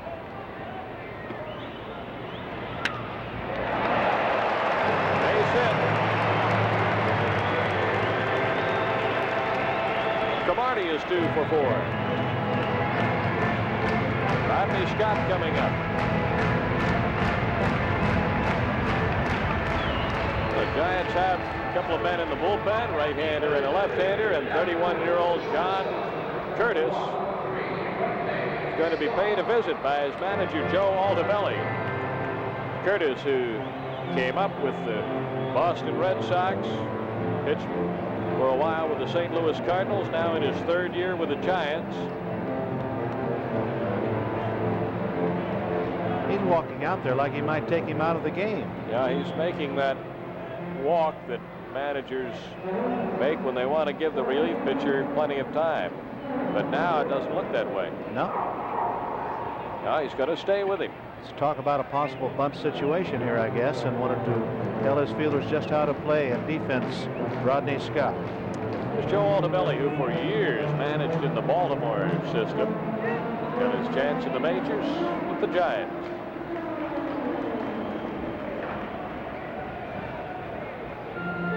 One out. For Marty at first.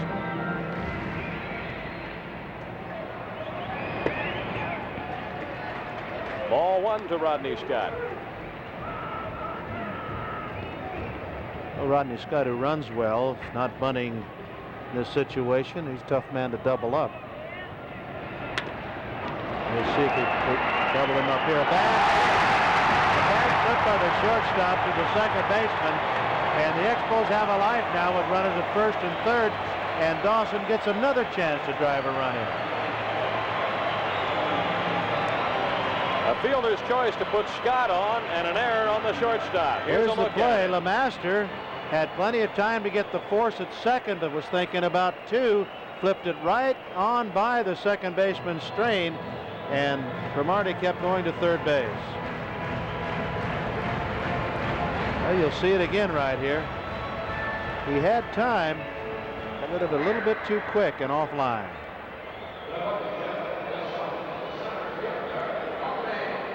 First and third, one out. The runner at third, Warren Cromartie, is a tying run.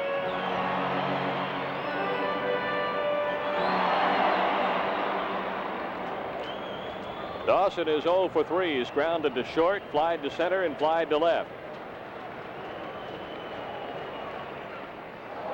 Strike one. The Expos have, with Cromartie's hit, out-hit the Giants 4-3, but trail 1-0. Last time Curtis was in a jam, he was superb. There goes Scott. Little John throws, not in time. Stolen base 24 for Rodney Scott. And the catcher, Little John, made a good throw that time. That pitch down. He got rid of the ball in a hurry. Rodney just in there, and that's to stay out of the double play situation. 1-1 on Dawson. Strike two. Andre trying a little bit too hard with runners on base right now, and he's over swinging, and then all of a sudden he'll get to thinking up there and then think too much and then not have a good cut at all. So he's got to get himself right and just hit the ball hard somewhere.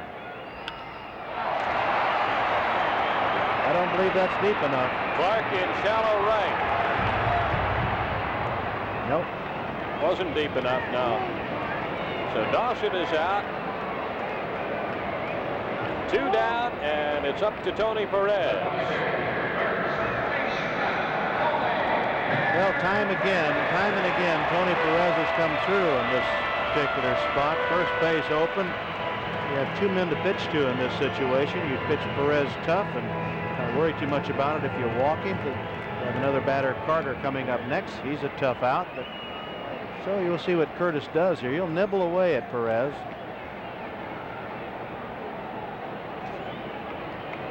Perez hitless tonight in 3 trips. Look at Tony. Can't be any more serious than that, can you?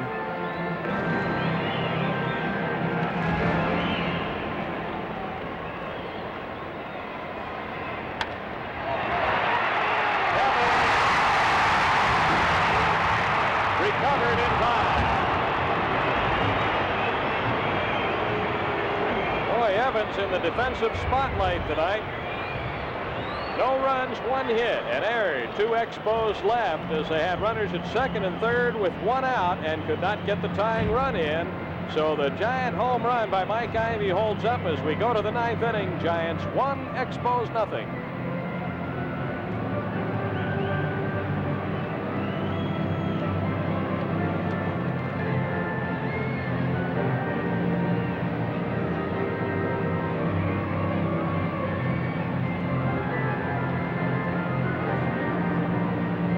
Dawson's leaving a bunch on, isn't he? Gee whiz.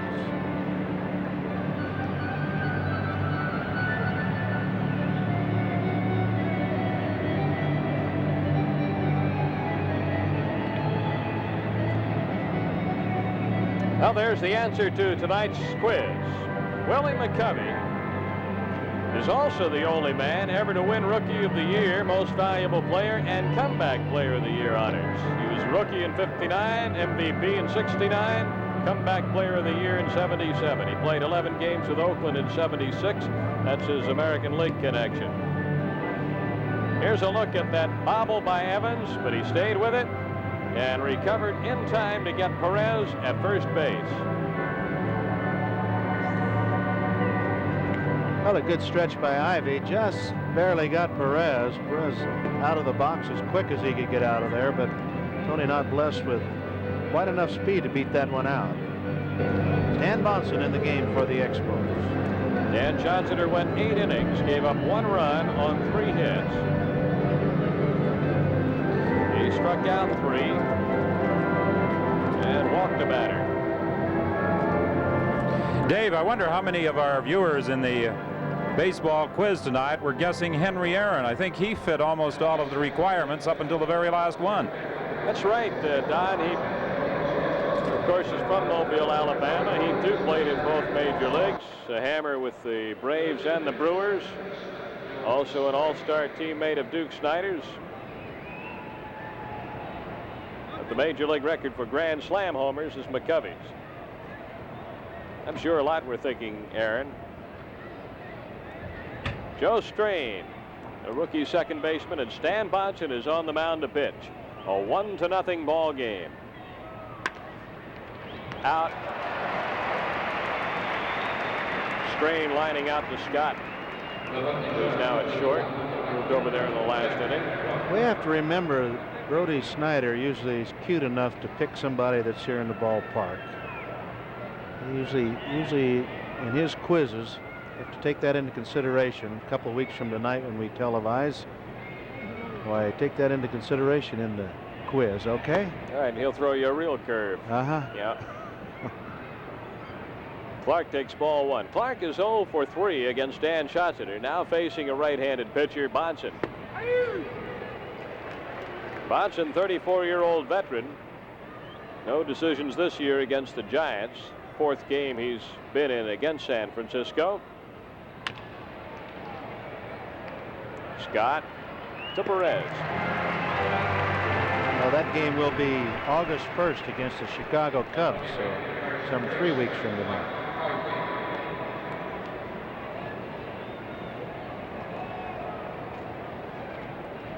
Here he is. He's strong. Look at those arms. Big legs. Had trouble when he first started playing baseball of getting jammed. And now they opened his stance a little. They had a very closed stance. Now almost straight away.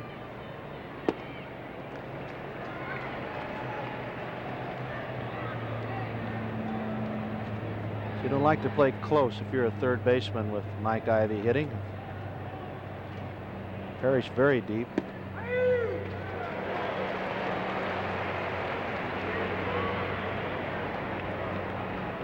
2 strikes on the hitter. Bonson's 25th game overall, 2-1 record, 2.86 ERA, and he got his man, Mike Ivy. 3 up, 3 down inning. Nothing across here for the Giants against Stan Bonson, so that sets the stage for the Expos in the bottom of the 9th. It's the Giants 1 and the Expos nothing.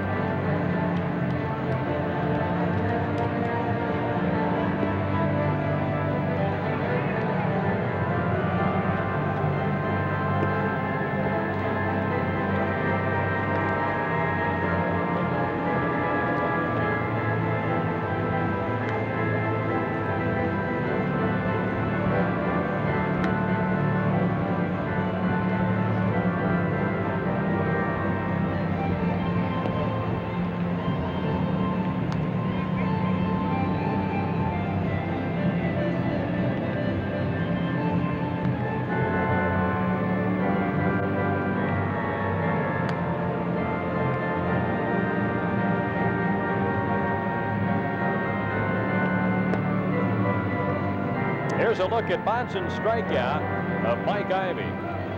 That's a hard slider breaking down and away from Ivy. Mike fooled on the pitch. Look at Bruce doing a little dance. Now, Bruce, he really got with that strike 3 call. Great job. He's done a good job behind the plate tonight. Carter singled his last time up, 1 for 3.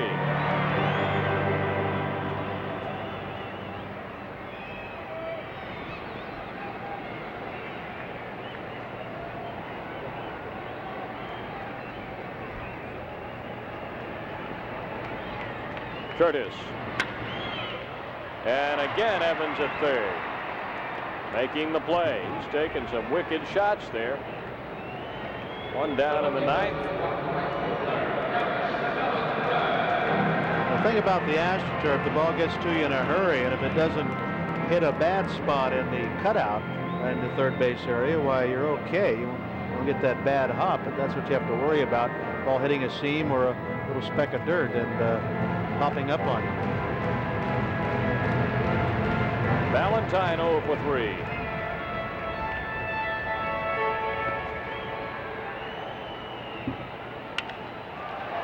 Right field, deep enough, but a foul ball. Well, Ellie waited on that one good, but a little bit too long as the ball sliced foul about 20-some feet.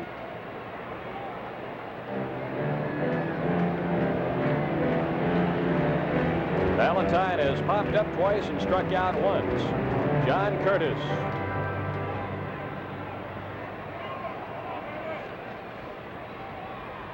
He's completed 1 previous game. Strike 2.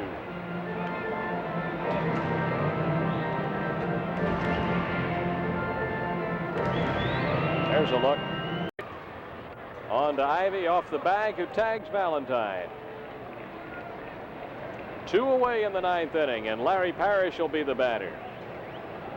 John Curtis now with a chance to become just the 5th pitcher this year to shut out the Expos. He's looking to even his record at 5-5. It would be his 2nd complete game if he gets it here.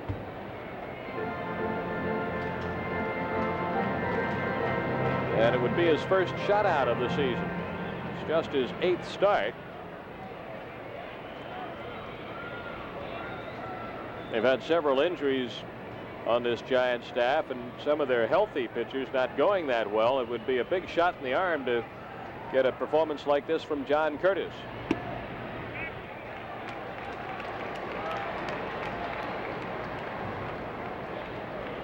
Two 2-0 on Parrish.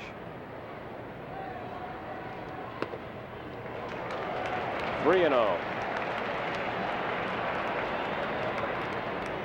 Parrish looking toward third to see if he's got the green light here.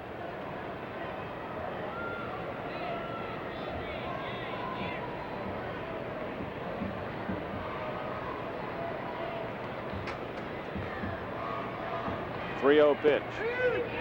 Hit the outside corner. 3-1.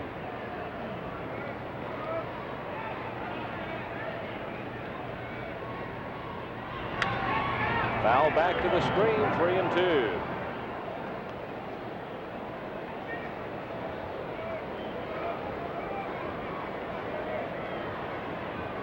Curtis trying to put this one away.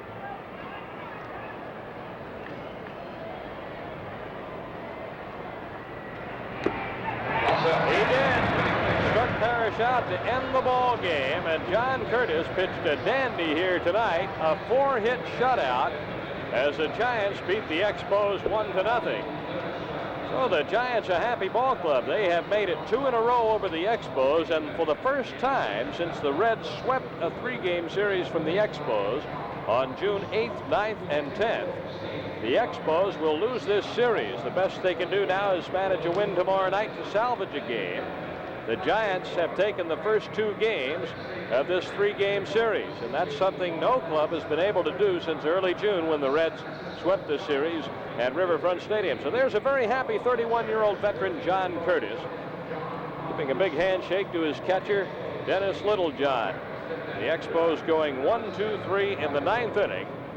The Giants with 1 run on 3 hits and 1 error. The batting hero was Mike Ivey with a home run, accounting for the only run of this game. For the Expos, no runs, 4 hits, no errors. Dan Schatzeder, the losing pitcher. The Expos left 7 men on base. The Giants left 3 men on base. Curtis the winner, and he's 5-5. Schatzeder, the loser, and he is 4-2 after 3 straight wins.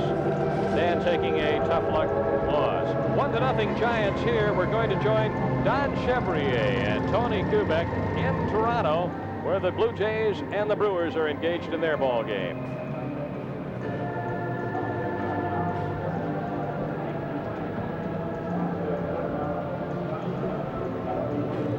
Don Brown.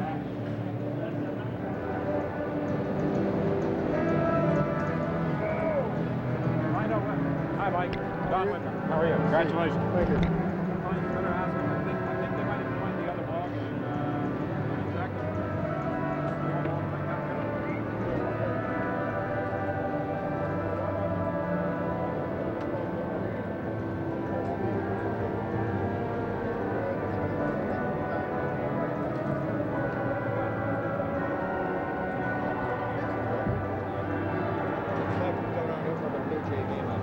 Okay, we're going to record it? Yeah. Put it on tape. Okay.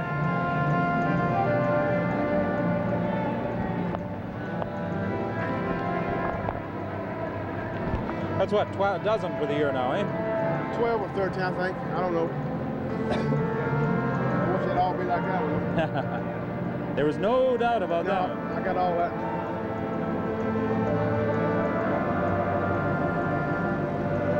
Yeah.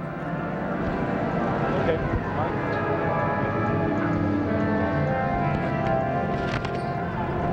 Okay.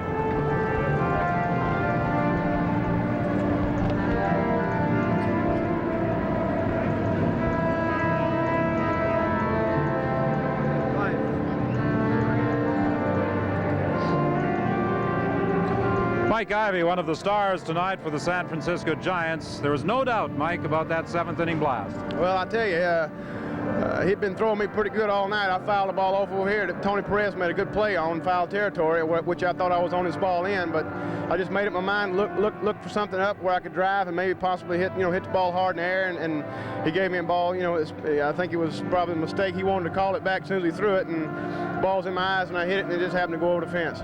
Well, it certainly went over the fence. There was no doubt about it from the moment it left the bat. You're perspiring a lot. Was it that warm and that humid out in the playing field tonight? Well, I'll tell you, I sweat in 20-degree weather anyways, but no, this is it. To me, this is beautiful baseball weather. It's hot, it's humid, you can sweat, you can get loose and stay loose, but it's good baseball weather. I've often wondered about athletes coming from the West Coast, coming to the Far East, the big change in time. Does it affect you at all when you come and have to go through that time change? Yeah, the jet lag does. It affects me, a lot. You got a 3-hour time difference, and a lot of times you fly at night, you come over here, and you got 3 hours ahead of you, and you got a ball game. You put your head on the pillow, and as soon as you wake up, you got a ball game or a doubleheader. But it does affect you, especially on a short road trip to the East Coast. But when you have a long road trip, you can kind of group yourself to get on the time schedule of the East Coast. But other than that, it's all right. We like to come here. Mike, the Giants are in chase of the Houston Ball Club, sitting in first place in the National League West. Do you still firmly believe that you can catch them? I think so. Early in the year, or say the first half of the season, we haven't really what you call combined our pitching with our hitting. We've got super pitchers, we've got superstar pitchers, and they haven't been getting the ball across. They've been walking a lot of people, getting behind. They haven't been making the pitches when they needed the pitches. But we're back in the groove now, and I feel like that we're getting some some good starts from the pitchers that we weren't getting in the first half, and we can combine our pitching with our hitting in the second half. We're going to give them a run for it. In talking talking to some of the Giant players prior to the game, they seemed to indicate that if they could take a couple from the Expos here, that would give them a big lift. Well, what we want to do is try to put together a little winning streak before the All-Star break, and got the 3 days to regroup and get our thoughts and collect our thoughts and get regrouped and come back, and we have a workout the last day of All-Star break, and we open up with Philly at home, and we can start from there and start putting together some winning streaks. I feel like that we got the ball club to win it. Well, that when you sailed over the fence was home run number 12. Had you set any personal goals for yourself for this season? No, I really haven't. I've been, platooning a little bit with Willie McCovey and doing some pinch hitting and that, but I don't like to put personal goals on myself. I think it adds pressure to you. If you're not starting off to a slow start or whatever, you're starting to look at your goals, what you've set for yourself, and I just go out and play the best baseball that I know how and let things happen. I'm sure every ball player has a favorite ballpark as well. What about Mike Ivey? Atlanta, Georgia, Atlanta Stadium. That's my hometown, and I was born and raised there. But I like this park. Ball carries real well here in Cincinnati, but Atlanta Stadium's got to be my best. I think you'd have to say the ball carries real well here after that blast you delivered in the 7th inning tonight. Thank you. Mike Ivey, congratulations. A 1-0 victory for the San Francisco Giants over the Montreal Expos.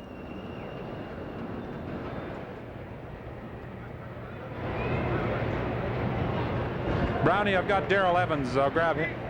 Yeah, I'll grab Darrell Evans in a minute.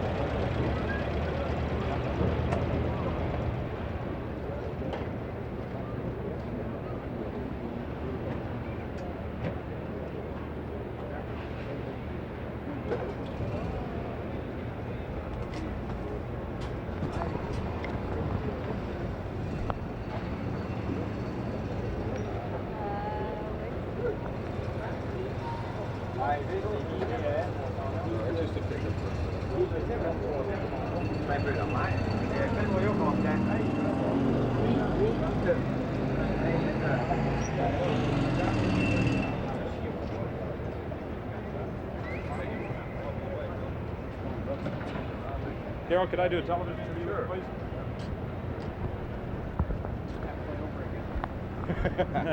No, once is enough. Okay, Brownie. Darrell Evans.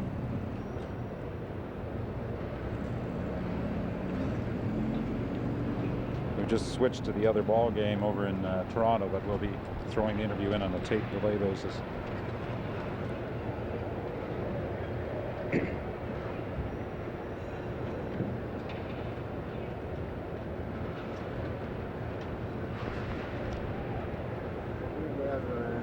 Darrell Evans.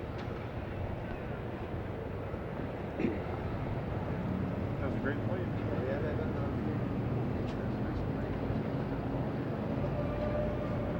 Trying to make many times, but I can't start that.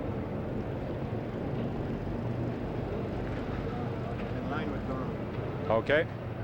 Coming up.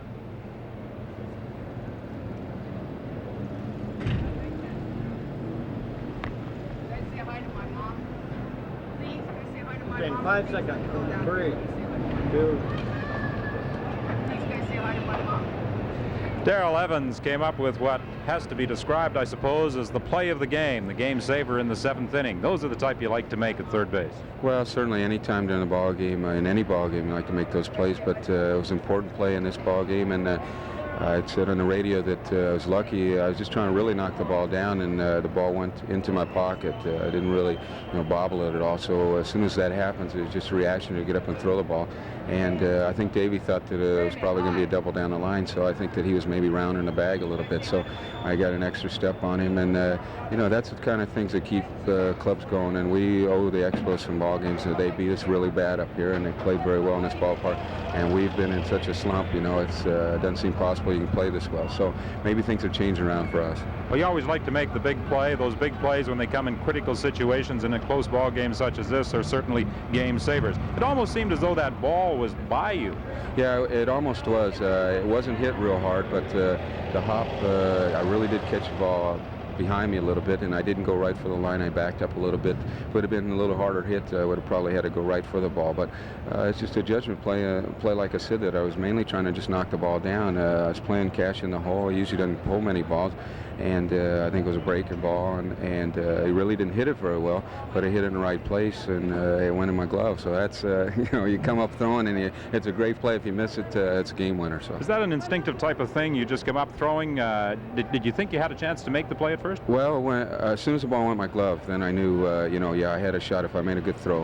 And, it's an instinct thing, but it's also a thing that you work on a lot. And I'm not afraid of diving after balls. And I feel just as well getting a big hit or making defensive play. So you made a couple of others in that ball game too. Well, that's part of my job, and I have pride in my third base play, and I've made quite a few errors this year. But I feel like I can come up with the plays when we need them, and it's concentration. In ball games like that, it's very easy when a guy's pitching so well. You're always on your toes, and it seems like in ball games 1-0, 2-1, 3-2, that there's always 2 or 3 great plays, simply because the pitcher's kept you in the ball game, and you're on your toes. You know that every ball hit's important. So sometimes it makes it easier, and sometimes you get just that extra little jump. I think the Giants also have some confidence that they can catch Houston. Oh, definitely. We just haven't played well. We've had so many injuries to our pitching staff, and John Curtis tonight has been fantastic for us, last 6 or 7 outs, and Phil Nastu also. So with Halecki, Montefusco, and still Moffitt on the disabled list, they've got to get back in shape. And you looked at it coming out of spring training that we felt like it was going to be a year like last year where our pitching was going to do it for us. If we could score a few more runs. Now we're leading the league in runs scored, and if we put the pitching from last year, the hitting with this year, we'd be way out in front. But we feel like the same way Houston's in the same boat that we were last year, that they're way out in front, and they're looking behind them, and they're not really playing relaxed, and they're going into the All-Star break, and they're feeling like, well, we got to keep this lead going in the All-Star break. If we can chip away at 2 or 3 more games and get down to 7 or 8, then I think we're in real good shape. We were in the same position last year, and all of a sudden 2 teams went right by us. I think a lot of the fans may have been wondering about the trading of Madlock. What was the reaction of the players? Well, I think that overall, we felt like that we probably didn't get enough for him. A 300 hitter, you seem like you should get a Seaver or somebody, a Suter, somebody in that caliber. But it was really a trade that we had Joe Strain in the minor league, so he was kind of part of that trade, where we had somebody that they felt they wanted to play, and that they felt was ready and that could take over Bill's job. And certainly he's a better defensive second baseman. He doesn't have to hit that 300. Not many people do. So it stabilized our infield a little bit, and Bill's gone. We have to play without him now, and certainly that's a big bat in the lineup. But Joe's played very well for us, and we may have gotten a prize in Ed Whitson. He didn't pitch. He was a little wild last night, but he pitched one real good ball game for us already. And we've got Pedro Barbon, too, who's capable of being one of our stoppers. So we've got some quality players in that trade, and we feel like shoring up our pitching staff, that we'll be fine. That trade's over with, and we gotta go from there. Okay, Darrell Evans, congratulations on a fine performance tonight, and good luck to the San Francisco Giants over the balance of the season. Thank you very much. Okay. The final score here, the San Francisco Giants won, the Montreal Expos no score. Now let's rejoin Don Chevrier and Tony Kubek.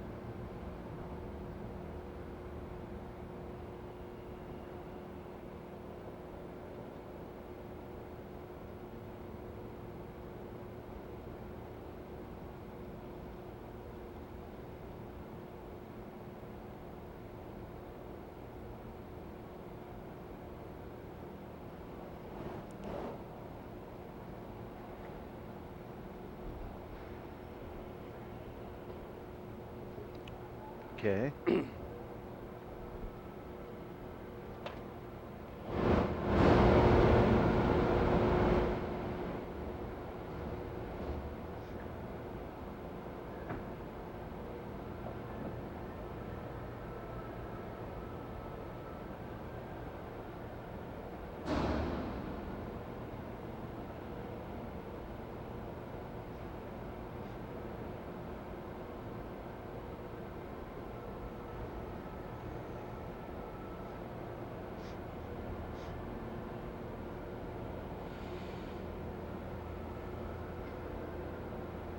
Looks a little bit like Stargell.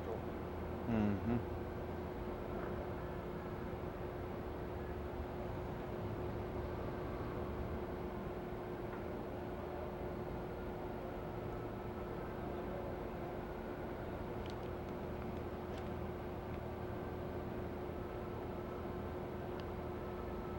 Throw out of Parrish.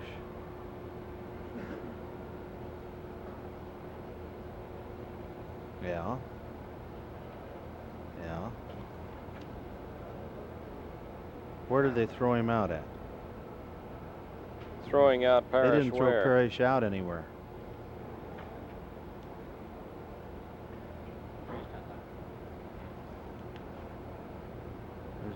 There's no throw out of Parrish.